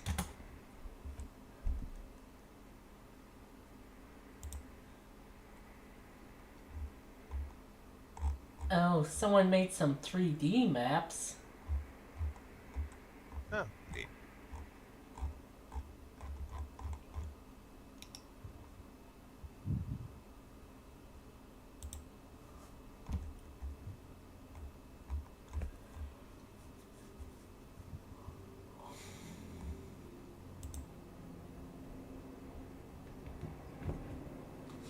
Huh. Yeah, this isn't helping. No. Okay, Steam Workshop? No, that's probably just...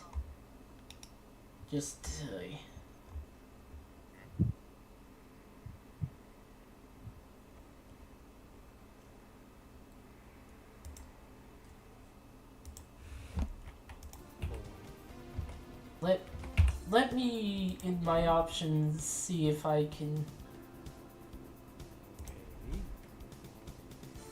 No, that's not...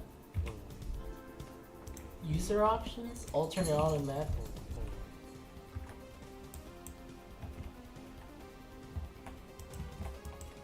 Oh, yeah, I can see why there's an alternate auto map. This is the original.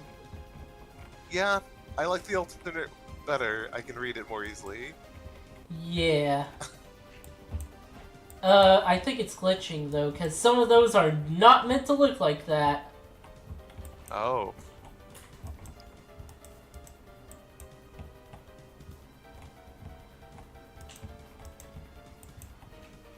Yeah, those are not meant to, they're meant to look like the walls. Huh. Nope, that's not it. Oh, yeah, I guess, while you're looking... I forgot to mention this earlier, and it's pivot to a whole different topic, but, did y'all see that there's concept art for, WAP-H? That Yeah. was made around the same time as Wild Luigi, but just was, Yeah. never got out. Yeah, so the thing is, that concept was known about for a long time. It's just the art hadn't ever been leaked. Oh, The- yeah. Except people kind of dismissed it as a joke because it was if we made a WA Peach, they'd just be the... God, what are they even called? The, like, trio of villains that you see in everything. Oh, great, yeah. I know especially there, I think, God, Blanking on the name, but that's what Wa Peach is. Yeah, where it's like the villain lady and like the two henchmen or whatever. Yeah, the two No, not henchmen. Gotcha. Great, no, it's not Gotcha Man. What? Great. I forget the name. Yeah, it's this. But yeah, you've probably seen her though. She's. Yeah, it's this I know. archetypal group you see in a lot of Japanese media, and it's this exact design. And they looked at the design they had for Wa Peach and went, "Oh right, we've just drawn her again." But there's some cute fan art, like the one that you just posted there. Yeah. Oh my god. I was looking. I know we have like an image posted in the Sky naming server. It's like where it's like, what do you mean you can't be a fail girl and a girl boss at the same time? And it's like the character we're talking about, where Yeah, she is both a a fail girl and a girl boss at the same time. But it's like instead, I yeah, see James Christian posted Baby that. Dungeon. It's Duranjo. Yeah, Naranja. But yeah, the Christian Baby Dungeon like edit of the poster for Oh for, god, I forgot about called, Christian Baby Dungeon, yeah. and I'm the one who made that. Okay. God, Call of Isaac. That's it. Binding. What mode. did I say? A bumpy mode.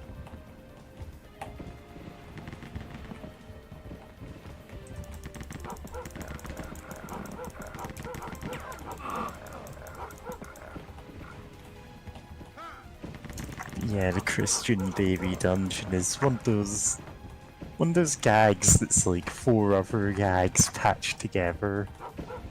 Yeah. It's the Reddit Christian Baby. It's the concept of him trapping you in a dungeon. Yeah. It's the Binding of Isaac just literally being like the closest you can get to that. I mean, Yeah. instead of the Christian Baby locking you in the dungeon, it's Oh the yeah, it's the Christian Baby gets in the locked in the dungeon. dungeon. Yeah. Anyway, here's Duranjo. Yay. Well, And this is just a character archetype you see a lot. Like, I'm gonna post an image and you'll go, oh, this is Wa Peach, Wario, and Waluigi. Yeah. And this is just... They just look like this. Yeah. And someone at Nintendo designed a Wa Peach, took one look at it and went, oh god, we can't put this in a game, we will get sued. God. That's Even it. I if it's do a love. homage. Yeah. I do love the fact that she looks more like a gremlin though than like, you know, like oh the. Oh yeah, it's The good that feminine she's the more beauty. gremlin-like of them, like... It's cute Just- having her like that. There would be Yeah. some... There'd be a lot of fan art of her, to say the least. Yeah. This would be a character type that would be getting popular just about now, anyway. Oh yeah. oh, People would go, oh, you're sleeping on her design, she's been around for decades. technically true. Yeah. Hidden, but there. The shadows. Like, you'd see the kind of fandom that Midna gets, but like, well, maybe not as much as that, you know? Oh, for God's sake. I posted something that was posted in, earlier in another channel in the server. Because Just yeah, let her just be a little gremlin. yeah. Let her run around with a axe. Yeah. Thank you for that. Fuck.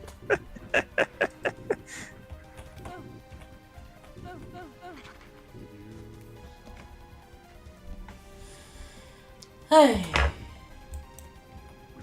Yeah, this is kind of obnoxious because it's hard to tell. Yeah, because one, it's easy to accidentally run face first into it, and also, like, because there's stuff behind you, immediately behind you, it's like, well, how far away can I get where I'm not in danger of the thing in front of me, but also not going to get stabbed by the thing behind me? It's not like impossible, but like, man, this kind of sucks. And I can see why FPS is stopped really doing this for the most part. I need auto run off. Or not. No, activate auto super run. When you tap the button, you just go flying towards whatever's in front of you. Yeah. Just thinking of that fucking picture of the cop just jumping at the camera. Yeah. The slide that eats cops. Yeah, To then be fair, only the that original fucking slide cop. just spits them out at, lethal velocities. And only Yeah. cops. Like, I love how everyone's reaction is, wait, like, okay, one, that was funny, two, how the hell did you fuck up going down the slide that much? Yeah, it's like, 'Cause even, like, some oh, physicists does are everyone like, end how? up like that when they go down the slide? And then, no, they don't. They don't. Young children and parents with their children will go down the slide at the same And time. it's only this cop. Like, The his angry quote. fucking gun and handcuffs go flying from his body after he ragdolls out of there. And it's like, Listen, it's how? viral advertising for Paul Part Mall Cop Free. Oh no.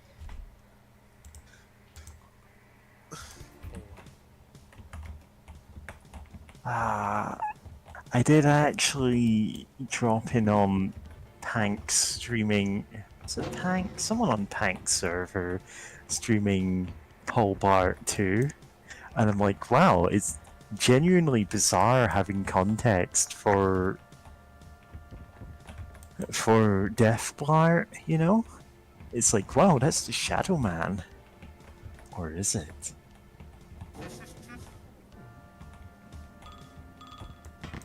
No, there is no Shadow Man. At least not textually. It's like, wow, the movie is even weirder than I imagined. Yeah. I don't feel I've learned anything from actually watching it. Oh god. God, yeah. This one is originally meant to be like the last of the episodes. Oh no! Oh fuck! Oh, you almost got smushed by a wall there. Well, no, that wasn't the danger. Yeah. The most ultimate warrior. Guy with a weird nasally voice and nets. Little nets to kill you with, to trap you. Man, I while you don't just know gun why, you but down. that gave me like a really weird sense of deja vu. Like the whole thing of being hit by a net in front of a moving wall, and I was going, huh, this is actually a genuinely lethal combination. Yeah. Yeah, I don't know. Probably something else we streamed. Oh yeah, for sure. I'm pretty sure like the idea of like, oh, here's a giant stage hazard and one little fucker that's going to ruin your day. And just, it has to have popped up somewhere, but I don't know where. Maybe a Doom. Like, the obvious Maybe guess would FPS? be, Rise of the Robo? Shadow of the Robo? Which one is it? Rise. Okay. Rise, yeah. Probably, Yeah, yeah, because that's Rise, the triad, you know. But I can't think of an enemy who actually does that in that game. Oh, you just got, like, seared lightly by that. You got one health on it. Just, like, spreading a hot knife across the surface. Yeah. These are just 10,000 degrees knives, of course. Of course. Yeah. God.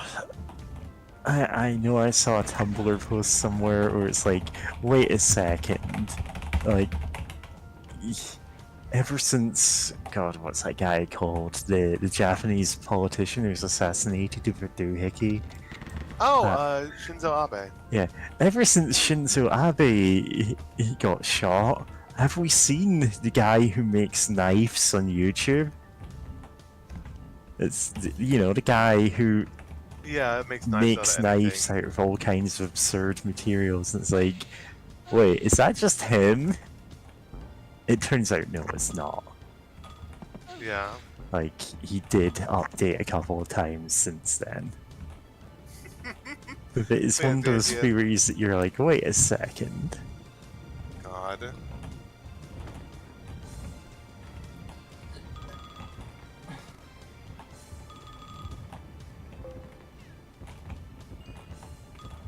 Alright, we're bulletproof and we're not gonna get diseases from inhaling all of that asbestos. Hooray! Hooray! That wasn't asbestos armor. Yeah, that's just bulletproof armor. God, imagine actually wearing asbestos armor, like you're being shot and it's just like flaking asbestos off all over the place, and you're like, haha, luckily I'm immune. That would make me no. as much of a danger to the enemies. Yeah. Armor of everyone dies now. Yeah, it's the Armor of armor that everyone. deals damage to everyone who attacks you, you know? Yeah?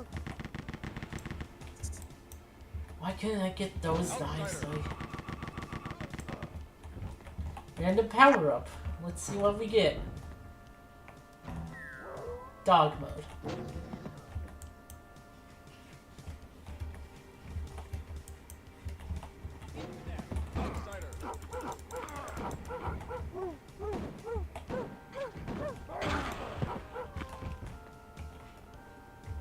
You just woof so loud that you just explode people.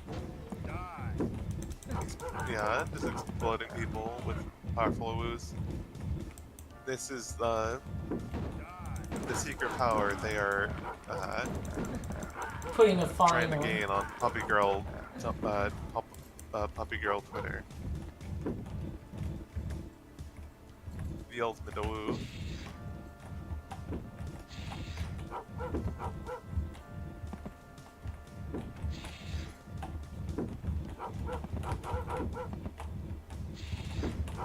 There it I is. appreciate the dog is immune. Ah! Nice. The secret puppy girl level is real. There kind of I'm is going one to of go those. there. And then I will be with other puppy girls like me. The implications fuck. are astounding. God, I love that post. Also the version where it's hot coffee, broad city. God. Love that goofy. Love these goofy posts.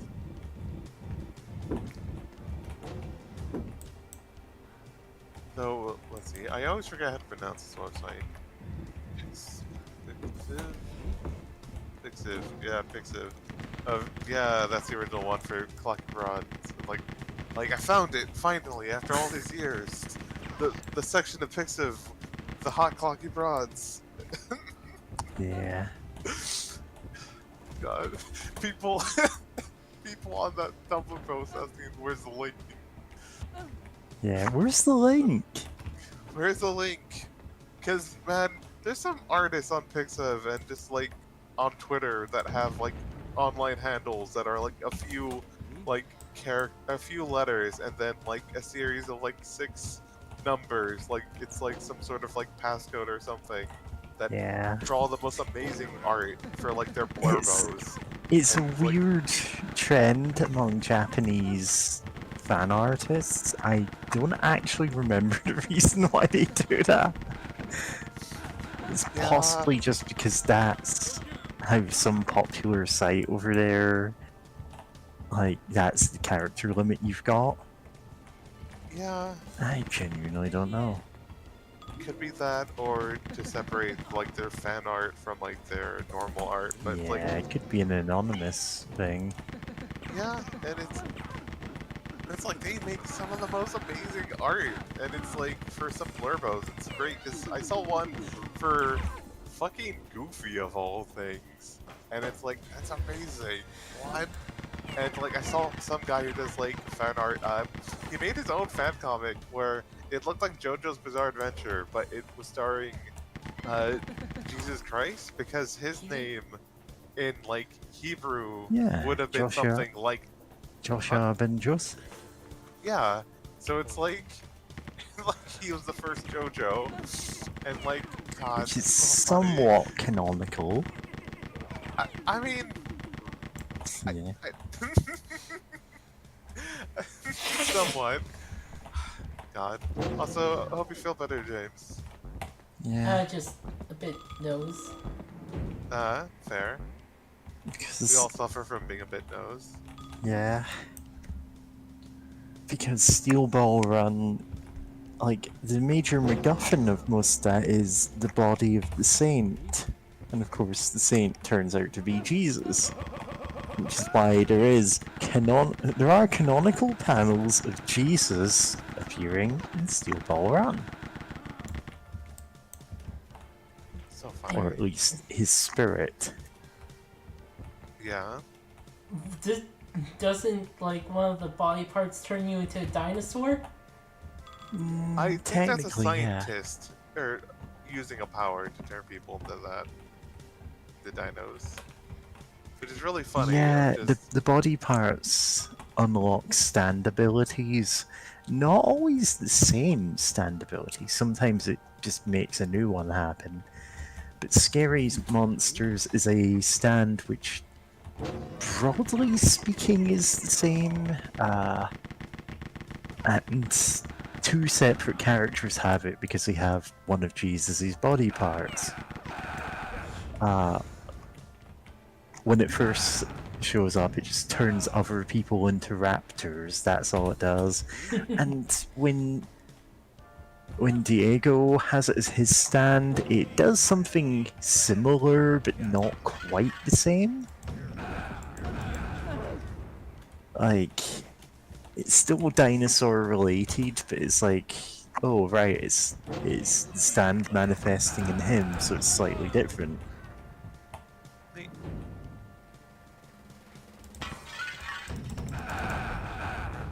Which, you know, that kind of makes sense.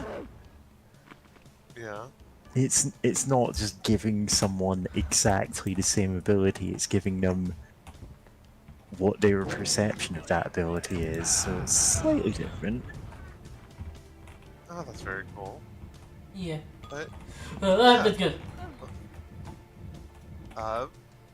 yeah, just love that there's people drawing the most amazing art of their blurbos, or near damn perfectly mimicking JoJo Bizarre Adventures art style, or whatever.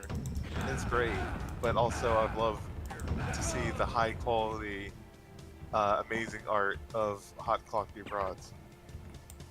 Yeah, same. After Jesus. What? Ludacris Gibbs. Rapper Jesus. Oh, oh Raptor yeah, Jesus. Raptor. That old meme. I forgot about that one. It's been so long.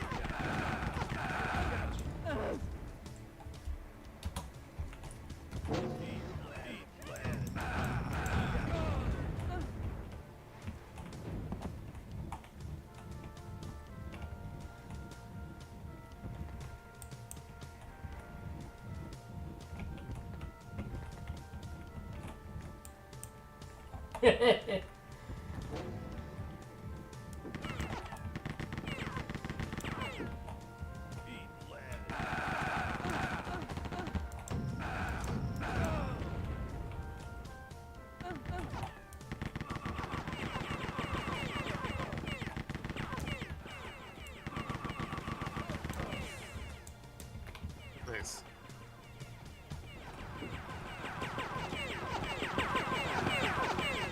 I'm not dealing with that right now. Oh yeah, for sure. That sucks. That blows.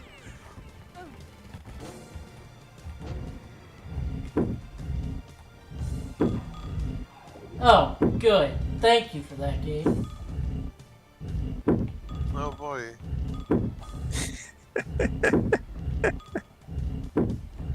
Oh no, and speaking of shrooms, a funny story is that my dad heard about like there's a therapy where you're on like some sort of shrooms or something, and like you go through this trip with a guided like with a counselor like guiding you along, and it apparently can help out a lot. And Yeah. my dad was like, "Oh, maybe we should do this for you," and I'm like, "I don't know." Right, Yeah. especially because I looked into it a bit because there's one in the state I live. I was like, oh, where it's like, okay, yeah, we'll help you out, but also they don't have the shrooms. Yeah. You had to You want to quiet bring your own yourself, shrooms? and I'm like, man, Where are we gonna I'm get not. shrooms, you ask? Yeah, I'm like, no, we're not fucking doing that. For Yeah. therapy, I don't want to potentially get arrested while trying to get something for therapy. Ah, for shrooms mode again. So hateful. Uh, oh god, no, not enforcer. Yeah, Oh and it's god. like, oh, are these real? Oh, they're real. God. Oh, Yeah. split this. Yeah, that. Yeah, apparently they are real. Oh dear.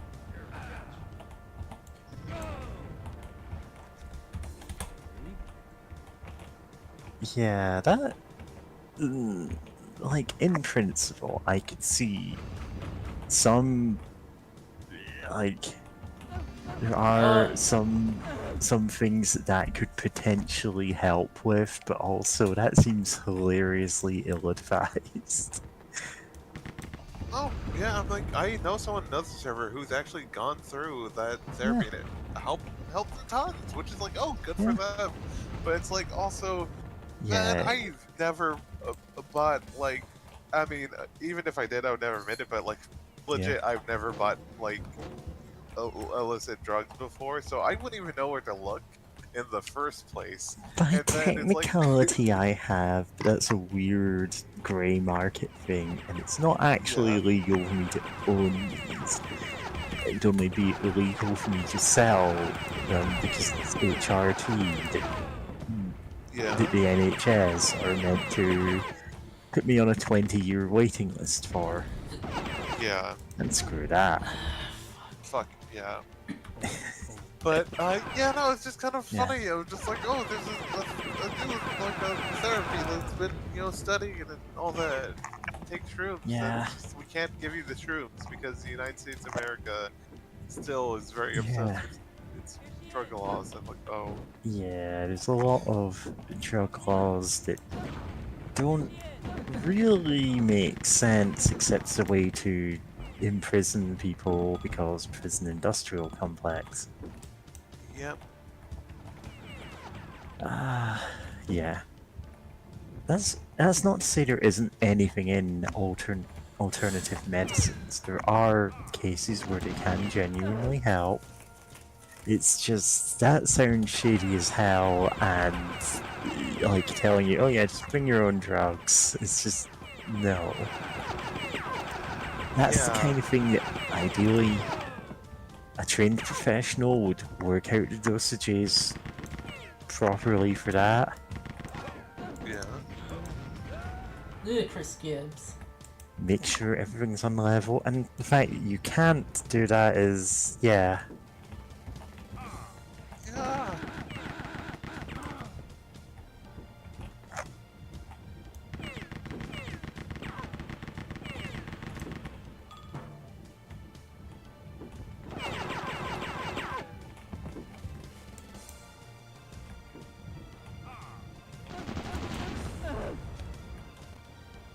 Christ, those just kill you. Yeah, this game's. I think honestly, that's the biggest fault I have with this game is that all enemies have hit scan weapons. And two of these big robots that do nothing but constantly spam out their hit scan bullets while also never having to reload or anything. Like, at least the guys do they have to stop to reload? Like, no, or they at least get hits done. Sometimes. Some of Yeah, them. like when you shoot them, sometimes they get hits done. That's better than nothing. Like, these turrets just get to shoot at you at all times. Switch, which did something.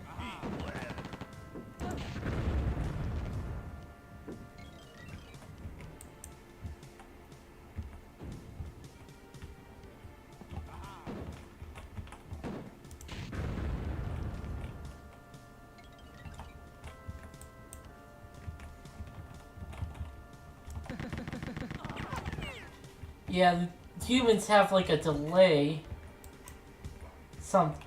Well, not the enforcers.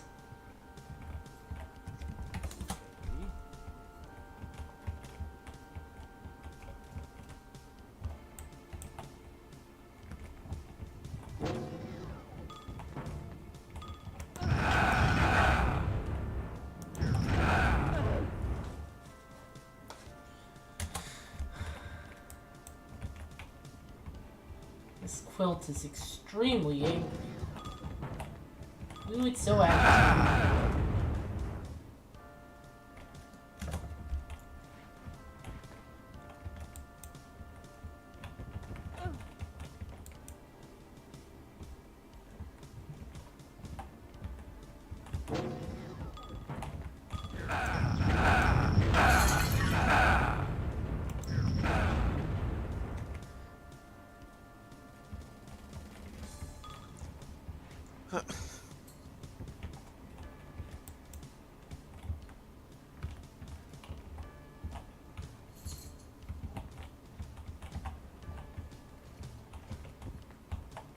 Oh, have you saved in a while?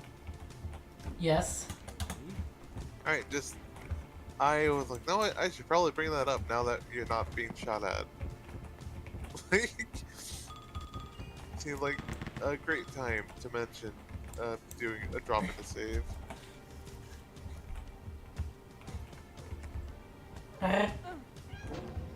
Meow.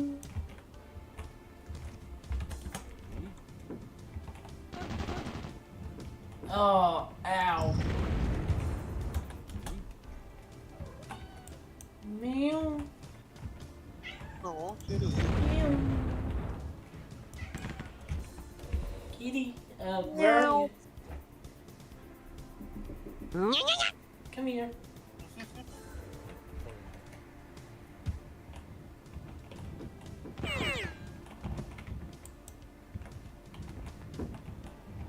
Ah!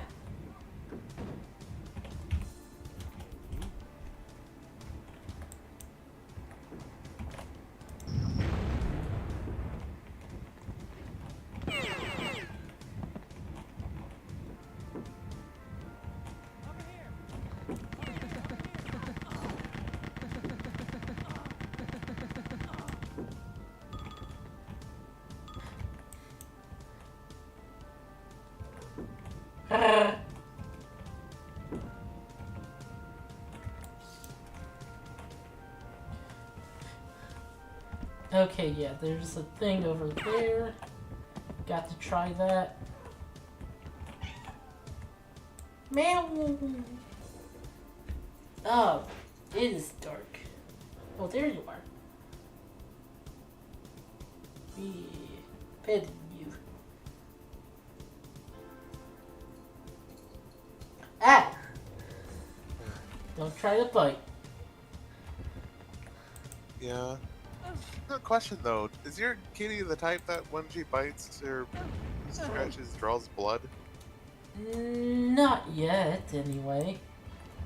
That's good because one of my cats unfortunately sometimes does. I haven't like biting, like scratching too hard or anything. It's just, I mean, part of it is I need to trim their claws, but at the same time, they don't like having their claws trimmed. And they got out of the habit of that, especially since like After my sister moved, my parents never trimmed the cat's claws, so it's like it's hard to get them back into the habit of being held for extended periods in ways they may not necessarily like, while also getting their claws trimmed.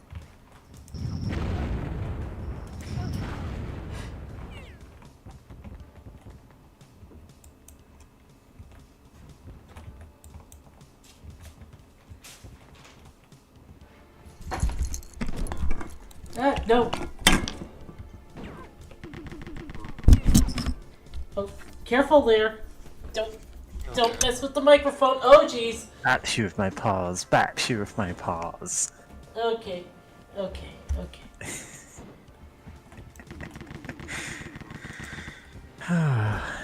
Yeah. Meow. Meow.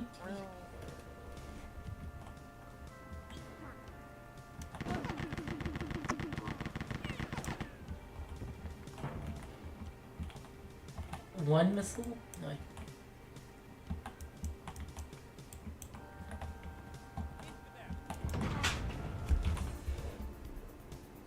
What are you doing? Okay.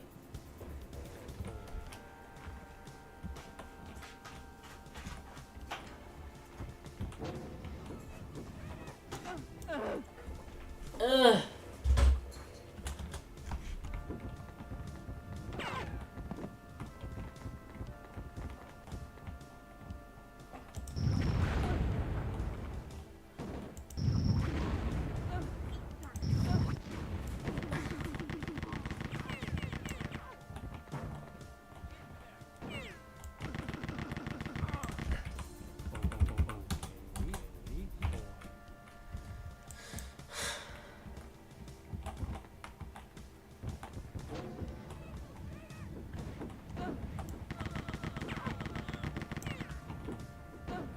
Ow.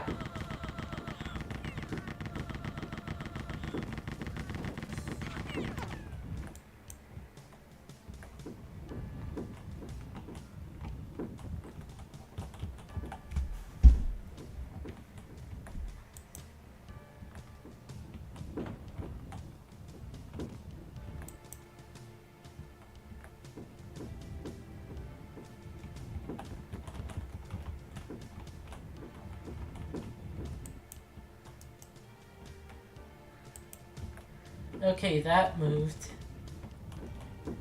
onto the spotlight. Ah, ooh.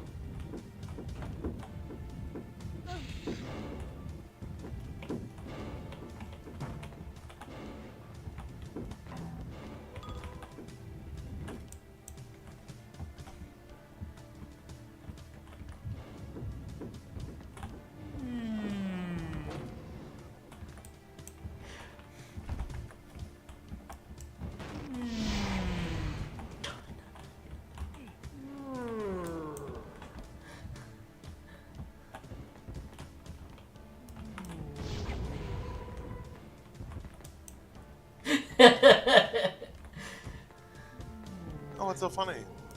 Just thinking about... Fuck you, that's what. Anyway, Yeah. Anyway, thinking about joke from Thing. That's pretty much it. Oh, do you want to share with the class? No. Okay, fine. Just thinking about a joke about Ghostbusters, and it only like instead of it just like the normal song like ending normally, it just got more and more intense. So the singer just going. Busting makes me feel good. Like, are you talking about like more screamo version? Like, busting makes me feel good. No. Oh, okay. It's just they I were doing. imagined it. You were going. it was like they were doing it normally and just kept at that part just kept getting more and more intense with it. Also, my voice, my throat didn't like me doing the screamo voice prompted. Only I some mean, I think I people was still. can do it. Mortal. Great. What's I'm trying to remember the Bustin, the Neil Cicerega Cicerega. edit, and like If you're all alone freaky gross and sleeping in your ghost bed, bed. Freaking bad, baby. ghost bed, freaky man, baby. I am You're afraid to all no sleep. alone and Wait, sleep no. in your bed. Can I hurt my voices more?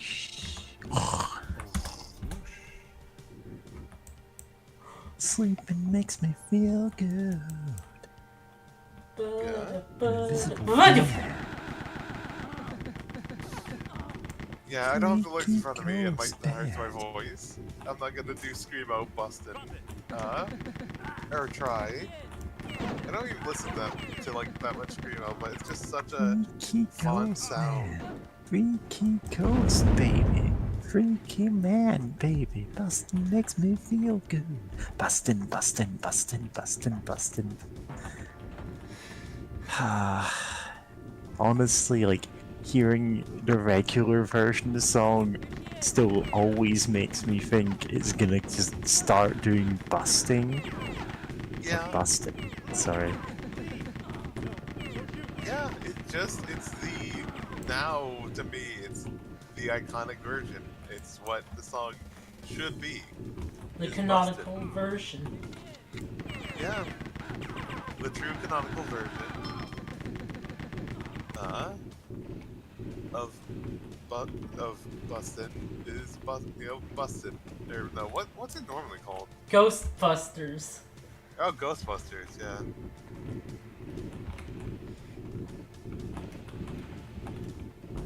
Ba-ba-ba-da-ba-ba. Yeah, okay. Yeah, it's called the Ghostbusters. Yeah, that's so weird. Like, yeah, it's not even called Bustin' or Buster or whatever. But yeah, Bustin' is just what it is now. It's kind of like when Johnny Cash performed Hurt. the one, yeah, Nine Hurt. Inch Nails hurt. Yeah, I and then hurt everyone, including Nine Inch myself Nails. today to see if I still feel. I focus on pain, the thing that's real. Yeah, Yeah, like even Nine Inch Trent Reznor was like, yeah, he's yeah, like, that's he not was my like, song anymore. yeah, just straight And up. he's right. Like, Johnny Cash really makes that song his own. He changes what, one or two lyrics. And it's like, wow, actually, this makes the song way more poignant, especially coming from someone much older. And instead of it being like a guy in his 20s just complaining about how his life turns out, it's a much older man reflecting on his long and storied life. Yeah, And it's like, and yeah, there's a reason Johnny Cash was a legend in his own time. And there's yeah, a reason that song works so well when he covers it. Not that yeah, the especially original since, version was like terrible or anything, it's just the difference is night and day. yeah, I totally agree, and like, especially since bring up Johnny Cash, and it's like he has a very notorious history of like drug use and such. So like him singing about like all this regret and hurt, and like there's one key lyric that got changed. In the original, it's like, oh, if I could have like done it. Kind of paraphrasing here because I don't want to slow myself down by looking up the lyrics. But there's a part where he's like, oh, if I could do everything again, I would just do everything the same. Like, you know, just a very pessimistic outlook of just I would have made the same mistakes over and over again, even if I had a second chance at life. But then Johnny Cash coming here with his long history of hurt and pain, changing it to I would have, like, you know, I would have changed it. I would have changed myself. Like, if I had another chance, I would have changed it for the better. Just like, you know, that optimism at the end of a long road is so good. It's so poignant. I would. Oh God, what is it? I would something. I would find a way. Yeah, I would find a way. You know what? I'm just gonna link to Johnny Cash hurt.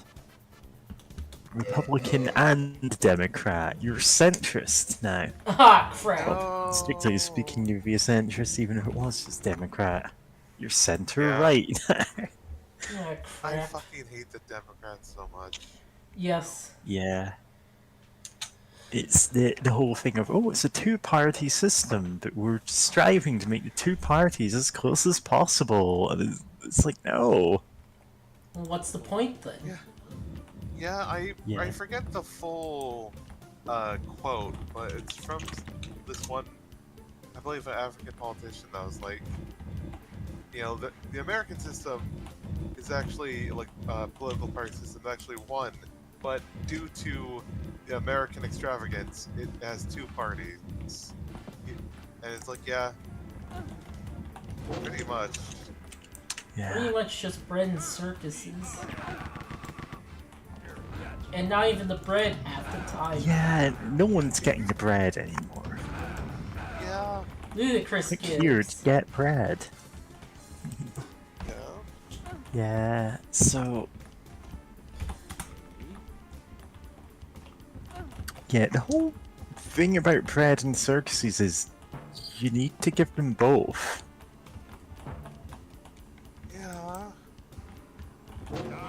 Like, the whole free meals away from revolution thing is going to be put to the test very soon.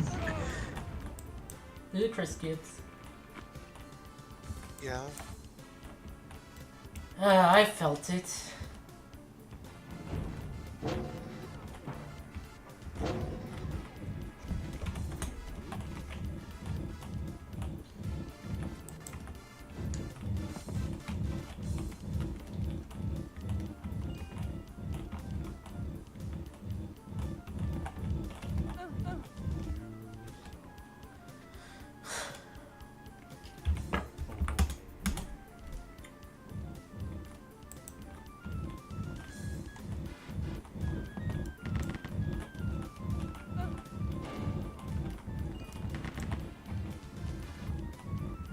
I don't know how much these heal for.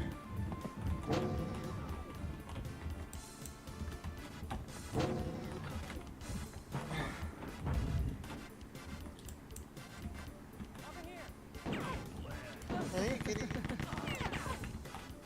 What?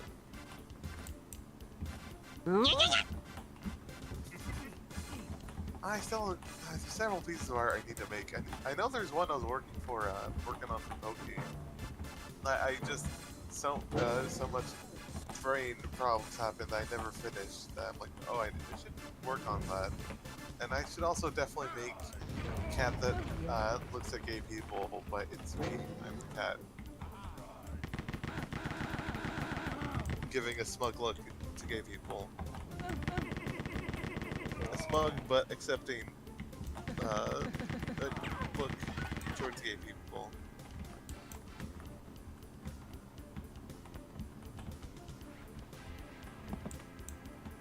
Which is just a funny thing is once I was looking up art, I actually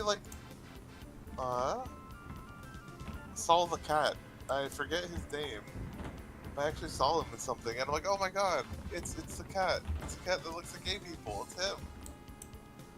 Cat that looks at gay people. Oh, that's Nianta from Log Horizon.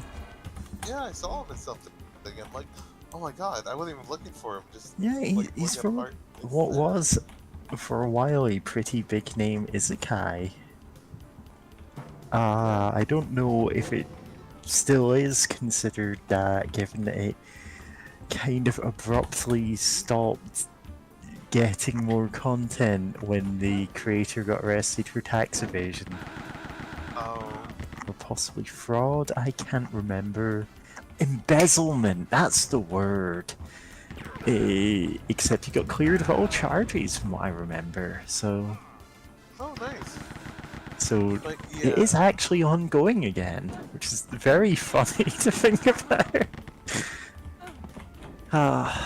Yeah.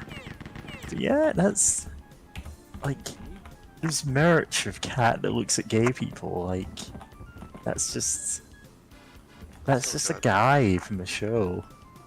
Yeah, just a guy who looks at gay people. We missed out. Also, I'm trying to hold a kitty in my lap. Sorry, kitty. You're just wanting to chill by my feet, but no, you're held and being cuddled. Is the way of the law of the land. The law of kitty snuggles.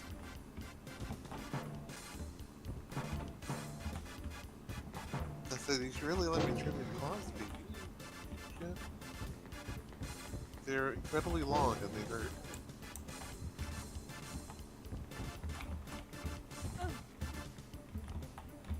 Yeah, I don't think I'll be able to get her to meow into the mic or anything. Wait, she's purring now. Can I?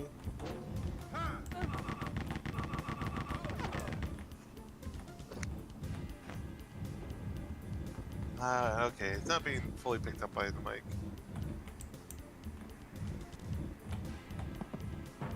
A pity.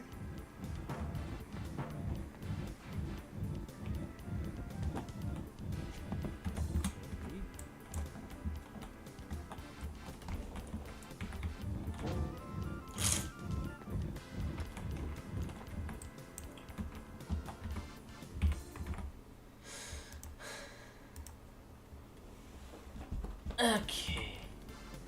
Should I keep going? It's like time, but there's like two more levels in the episode. Honestly, Well, how it long does seems this need to get through an episode? Or, not episode, a level. Some of these last a while. And some of these are Let's just see. a few minutes. Yeah, and secret levels have been pretty long, notoriously.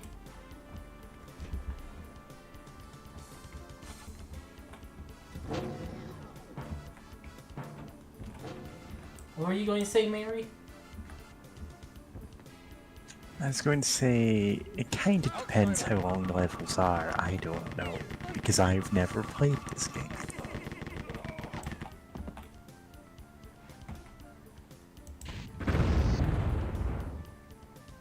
Heat them all up. Asbestos armor, oh so itchy.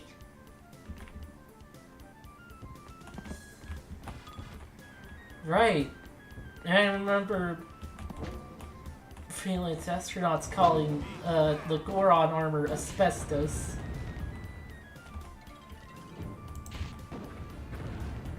The what arm? Wait, who calling? The what armor? The Goron. freelance astronauts were a Let's Play group from Something Awful, I believe, who at some point did play Legend of Zelda Ocarina of Time on stream. They're pretty funny as well, so, you know, they broke up years ago, if I recall. Oh, that's... Yeah, maybe I should. The Goron tunic, the red outfit in Ocarina of Time protects you from fire, well, specifically like lava damage of some kinds, and the like timer that pops up in some places with high temperatures, like the volcano. Uh, It also protects you from spikes for some reason, just because of coding oversight. So those are floor oh, that's funny. hazards, and they do the same damage type as floor lava. So yeah. And anyway, the combination of these two things is those guys said that joke. Okay. But yeah, I think it's actually a good idea to just stop for now. Okay. Yeah. Well, thanks for watching, everybody. Yeah. Thanks, Yeah. everyone.